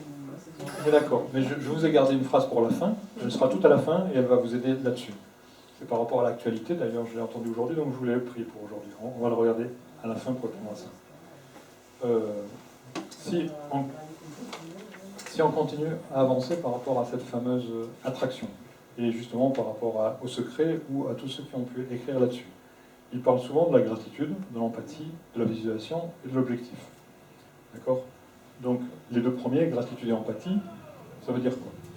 Ça veut dire que vous devez prendre, c'est évoqué dans toutes les philosophies, chaque jour comme s'il était le premier et le dernier. Ça veut dire quoi de prendre chaque jour comme s'il était le premier et le dernier? Non, oui, tout ça c'est bien théorique. Mais imaginez votre dernier jour. Dites-moi si ce que vous allez faire le dernier jour, si vous savez que demain c'est votre dernier jour, qu'est-ce que vous faites? Voilà. On prétend des choses pas pour la santé, donc heureusement qu'il ne faut pas se le dire tous les jours, c'est d'être Eh bien justement, si vous arriviez à vivre chaque jour comme s'il était le dernier, à vous de voir. Et c'est pas du tout sûr. Maintenant, imaginez que vous soyez en prison pendant 20 ans. Qu'allez-vous faire le premier jour de la sortie de votre prison? Mais c'est vrai que c'est la conscience de la mort qui rend heureux. Si vous arrivez à vous mettre dans cette situation-là, d'accord? Et qu'allez-vous faire le premier jour où vous sortez de prison? Et bon, essayez de prendre plusieurs exemples, du copain de la copine, etc. Voilà. Et si chaque jour vous faites ça, ben, ça vous change une vie. Donc, par rapport à la gratitude, c'est ça.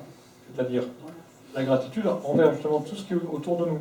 Et vivre chaque jour comme s'il était le premier et le dernier. On n'en travaille plus, là. C'est dans la pensée. Alors oui et non. Ça à voir. On ne travaille plus, pour moi je trouve ça à voir. Ça veut dire quoi? Ça veut dire qu'on est dans un système qui nous fait travailler. Pour moi le système n'est pas correct du tout. Non, ça veut dire quoi? Ça veut dire que si les humains avaient vraiment donné les techniques à l'être humain, mais ils ont gardé, tous ceux qui ont les finances ont gardé. Si ils donnaient le moteur à eau ou le fait que dans une seule molécule grande comme ça, on pouvait nourrir plusieurs galaxies, on n'aurait pas besoin de travailler. Et l'être humain n'est pas fait pour travailler. Donc je suis entièrement d'accord avec Alicia que si on veut respecter les principes universels, le travail n'existe pas. On va voir les choses à moitié. Alors, si Si on continue. Oui, ça dépend quel travail. Tel que Alicia l'évoquait. D'accord, moi je réponds à Alicia. Pour moi, si c'est mon dernier jour, tous les jours que je me lève, et je vais passer du temps avec mon fils, avec ma famille, avec dans la nature, je vais pas aller travailler. Et si le travail n'existait pas parce qu'on nous avait donné les moyens qui n'existent pas, et ce que l'être humain est fait à faire, il n'est pas fait à travailler.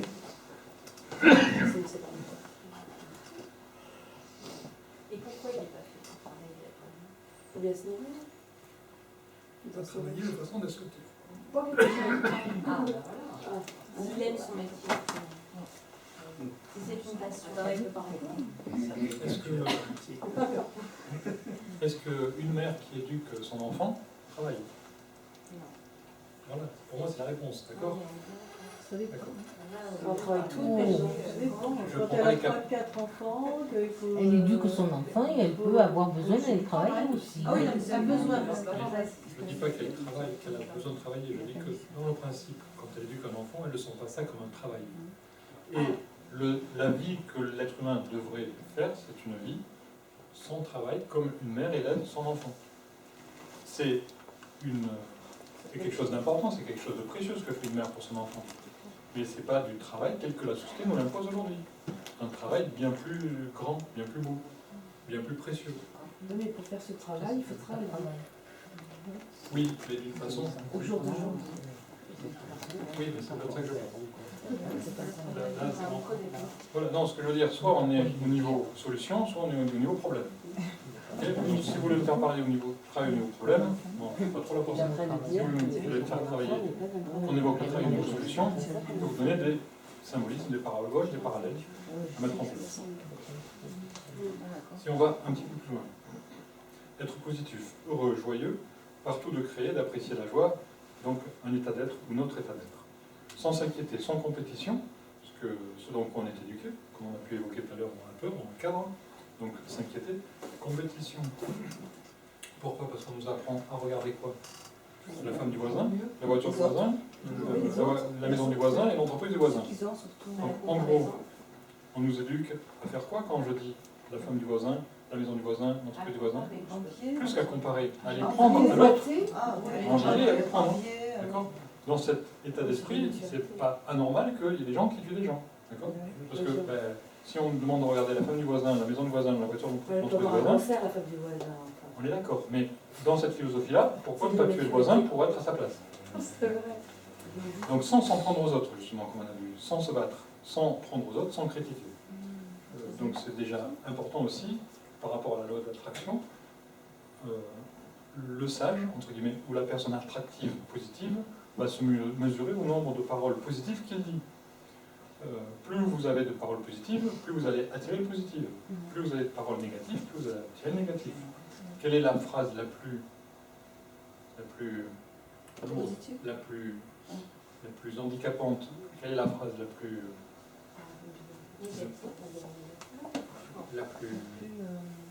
qui surconsomme le plus? Est-ce une phrase positive ou est-ce une phrase négative? Pourquoi est-ce la phrase négative? Parce qu'elle est plus lourde, elle a ne pas en plus, parce qu'elle consomme plus, on doit écrire plus de choses, on doit dire plus de choses. Donc, tout ce qui surconsomme n'est pas la solution. Donc, une phrase positive va beaucoup plus nous aider à pouvoir se sortir des difficultés, donc de ne pas critiquer. Les philosophies disent quoi? Qu'avec l'âge vient la sagesse. Ça veut dire qu'on est bébé, on est enfant, on est ado, on est adulte, et après on est sage. Donc si avec l'âge vient la sagesse, on peut regarder ce que font les sages ou les gens âgés pour apprendre d'eux, justement, et éviter de critiquer. On pourrait en faire une loi au sein de l'entreprise, hein, cette phrase. On est d'accord. Les gens qui tuent les autres pour... On va y venir. Ouais. Donc vous avez tellement raison de vos problèmes que vous ressassez. Ça veut dire quoi? Ça veut dire que depuis tout petit, à l'école, on vous demande de résoudre des problèmes. Depuis tout petit. Donc c'est normal qu'on soit entouré de problèmes, parce qu'on nous a appris que les problèmes.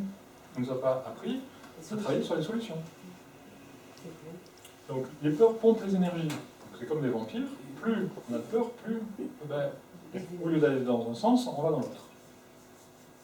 Donc on s'use. C'est comme si on était en première à 100 km/h en voiture. Rester dans le passé et les problèmes, ou se positionner dans le présent et la solution. C'est-à-dire que, on a vu tout à l'heure, soit on est dans le passé de regret, soit on est dans le futur de peur. Le présent est le temps le plus important. Quand on dit à quelqu'un je t'amène un présent, c'est je t'amène un cadeau. Donc le présent est le cadeau des 3 temps, le plus important. Et quand on parle en 2012 de la fin des temps, c'est la fin des temps passé, futur. Ça veut dire qu'il n'y a plus que le présent. C'est pour ça qu'il y a beaucoup de livres sur le temps présent. Ne pas avoir d'attente, comme on a pu évoquer. L'attente, souvent, c'est passé. Quand on attend, on est dans le passé, on est dans le présent, dans le futur. Mais choisir son chemin, son futur ou son présent. Trouver quelque chose qui me fascine, qui me passionne, comme on a pu le voir, c'est-à-dire voir quelle est notre créativité, alignement vibratoire à ce que l'on veut, à son étoile, donc pour garder cette stabilité. On est des aimants, on est des amants, on est des aimés.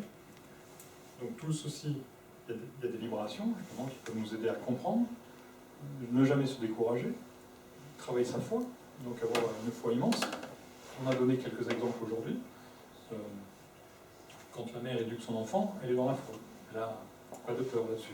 Notre intention vers ce que l'on désire, tenir la longueur, être résistant, donc c'est sûr que c'est pas si facile que ça. Alors pourquoi c'est pas si facile? Pourquoi est-ce que notre vie elle n'est pas si facile?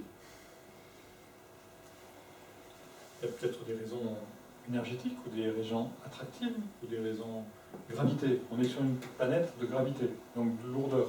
Donc on est éventuellement des êtres divins venant faire une expérience terrienne, humaine. Donc éventuellement on est venu se charger de matière. On est peut-être venu faire évoluer la matière, puisque symboliquement notre estomac est comparable à un alambic. Cet alambic, c'est quoi à quoi sert un alambic? À distiller. Qu'est-ce qu'il en sort? L'essence. Donc l'essence, la quintessence, ou encore éventuellement l'essence, l'essentiel. L'essentiel, dans le langage des oiseaux, c'est quoi? Comment on peut l'écrire, l'essentiel, de différentes façons? 99 plus 1, ça fait 100 ciel. Donc, la distiller, ce qui sort de cet alambic, c'est la quintessence, la 5e essence. La 5e essence, c'est quoi? La terre, l'air, l'eau, le feu. La 5e essence, c'est quoi? C'est l'amour. C'est représenté aussi dans le film le 5e élément, par la femme, qui est l'amour. Donc le 5e élément, lorsque vous mettez une bougie en fonction, elle a 4 éléments, la terre qui est la cire, l'air, l'eau qui est la cire liquide et le feu, qui crée le 5e élément, qui n'est pas la lumière mais qui est la chaleur. Donc la chaleur est représentée comparable à l'amour.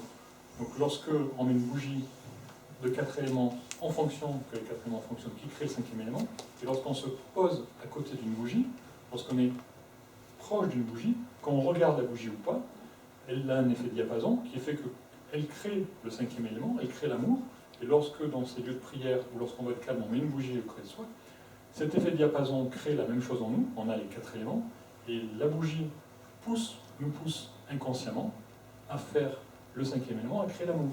Donc les prières sont beaucoup plus faciles lorsqu'on est proche d'une bougie que lorsqu'on n'est pas proche d'une bougie. Donc le symbolisme de la bougie, énergétiquement, dans l'attraction, fait ce qui fait un mécanisme, donc mécanique, terre, eau, feu, qui crée une énergie qui fait qu'en nous, ça crée la même chose. Donc c'est aussi pour ça qu'on met ce symbole et on met cet outil à côté de nous pour les prières. Donc pour l'élévation, telle que la flamme, la bougie crée de la chaleur, l'être humain qui est pris crée cet amour. Plusieurs clairvoyants ont pu démontrer ce que construisaient les anges avec les matériaux, les prières des fidèles dans les églises, dans les synagogues et autres.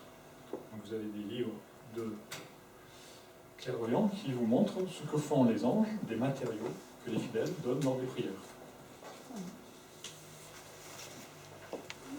Alors demandez et vous recevrez, cherchez et vous trouverez, frappez et on vous ouvrira. Donc, ceci, la loi d'attraction, c'est connu depuis quand? Depuis fort longtemps, d'accord, et il a fait que reprendre des choses qui étaient déjà écrites. D'accord. C'est des enseignements vieux de l'origine, et bien plus loin que l'origine.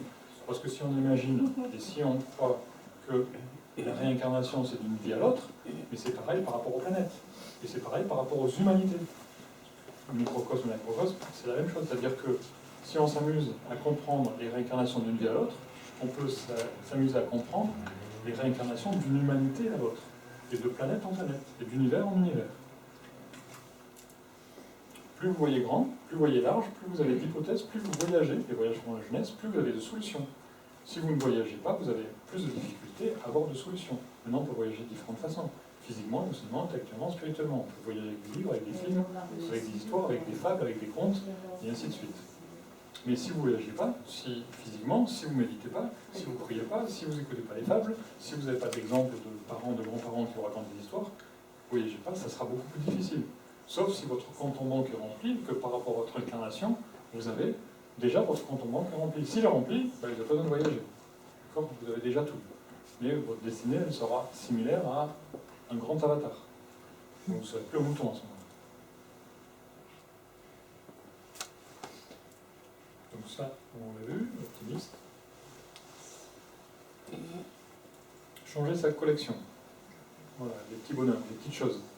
Souvent, on a des petites choses que l'on ne veut pas, dont on ne veut pas se débarrasser, parce que ça appartient aux parents, aux grands-parents, à ceci, à cela, parce que ça appartient à l'ex, parce que c'est un souvenir, et ainsi de suite.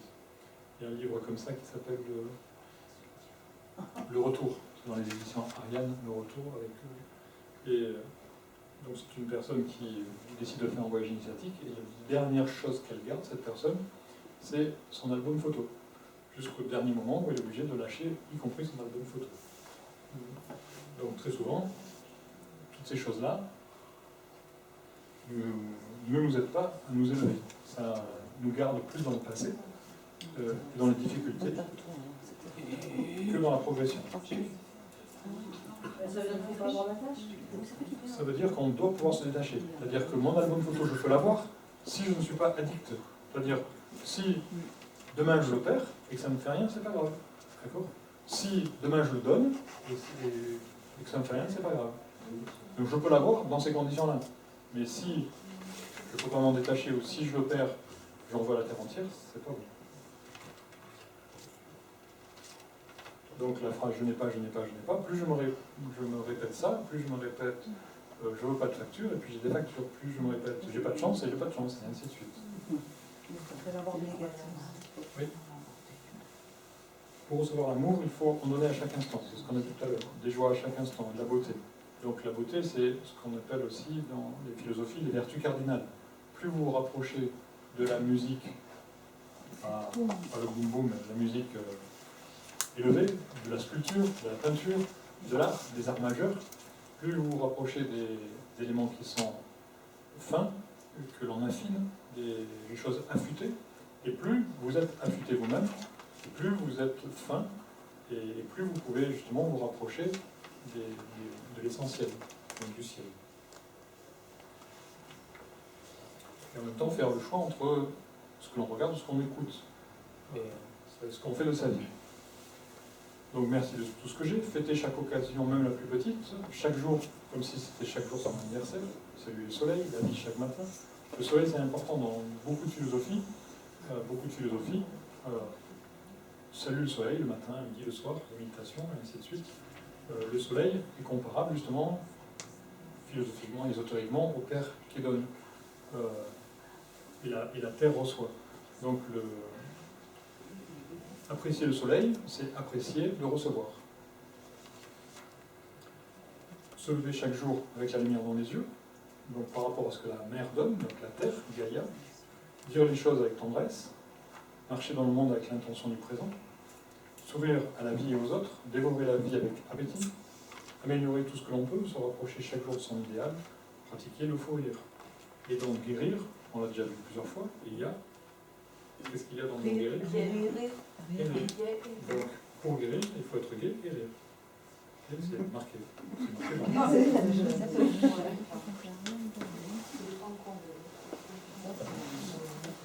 Il y a beaucoup d'exemples de personnes qui ont eu des graves maladies et qui se sont soignées uniquement par le rire, c'est-à-dire en prenant des vidéos de Chaplin ou autre, ou Ouais, elle a dit, en prenant ce qui lui faisait plaisir pour elle.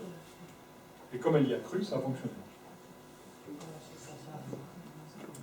Alors je regarde la dernière phrase pour la fin.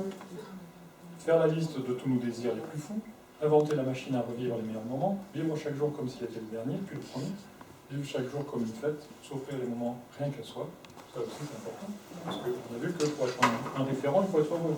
Donc si on ne pense pas à soi, ça colle pas, il faut penser à soi. Pas d'une façon égoïste, ni destructive, mais d'une façon référente. Mettre le beau partout. Alors, avant de vous montrer la dernière phrase, est-ce qu'il reste une question ou deux auxquelles on n'a pas abordé, que vous auriez aimé aborder, parce qu'on est arrivé au bout de notre temps, les 21 heures. Est-ce qu'il y a un point qu'on n'a pas abordé, que vous vouliez aborder?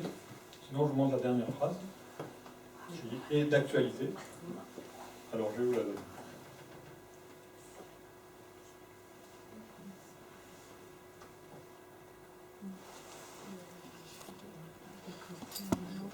Tu la lis, parce que moi j'ai des bons. Alors, si un homme peut montrer tant de haine, en fait, cette phrase vient de ce qui s'est passé à Oslo, en Suède, par rapport au massacre qu'il y a eu, de l'homme qui a tué tout le monde. Donc, suite à ça, une personne a commenté, et cette personne, donc, je ne connais pas son nom, enfin, il est marqué, mais je ne sais pas lire, Renaté, donc c'est René son nom.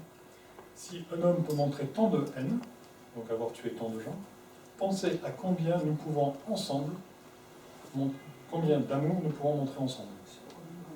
Nous pouvons montrer ensemble. Oui, c'est-à-dire que... Pour manifester. Manifester. Oui, c'est la traduction qui est difficile. Pour manifester ensemble. C'est-à-dire que si un seul homme peut montrer tant de haine, il faut savoir, à nous tous, donc à deux même, mais à plus, combien d'amour on peut montrer. Oui, parce qu'on a plus d'amour à donner que de haine. Enfin, oui. Donc cette phrase, c'est un petit peu la même chose, cette phrase, que lorsque, en Amérique, souvent, vous avez un enfant qui a été tué, quel que soit son âge, et dont la mère, qu'est-ce qu'elle dit la mère?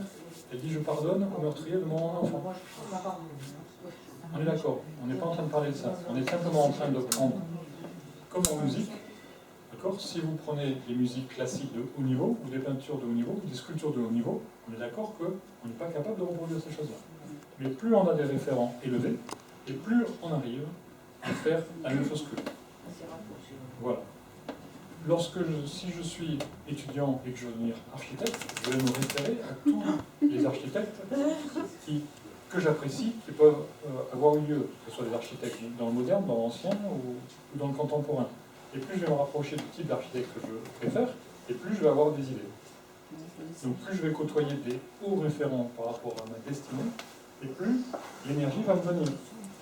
Ça a été démontré plusieurs fois, y compris par rapport à, dernièrement, il y a eu je ne sais pas pour ceux qui sont allés, samedi, il y avait un film qui s'appelle Faux départ, qui a été tourné il y a depuis 5 ou 6 ans. Ce film explique les NDE en partie, donc ce qu'avait fait Raymond Mondi en Amérique, donc là on a fait la même chose de façon française, et par rapport à ça, il a été démontré que tous ceux qui travaillaient et qui essayaient de comprendre donc, comment le phénomène s'est passé, tous ceux qui ont parlé avec eux et qui ont appris d'eux, ils se sont aperçus que tous ces gens qui ont fait ce voyage du commun, qui ont vu le tunnel et qui ont rencontré et qui sont revenus, tous ces gens-là avaient une autre philosophie dans leur vie. Et en même temps, ils avaient même une autre écriture. Ils ont comparé l'écriture avant et l'écriture après. Et tous ceux qui se sont amusés à travailler avec eux, les aider à les comprendre, sans arriver à intégrer leur même euphorie, sans avoir fait le voyage. Donc c'est la même chose au niveau de l'attraction. Donc plus on fréquente des référents positifs ou destructeurs, plus on va prendre leur teinte. L'attraction, la répulsion fonctionne comme ça aussi. Voilà. En résumé, beaucoup d'amour dès demain. Je vous remercie.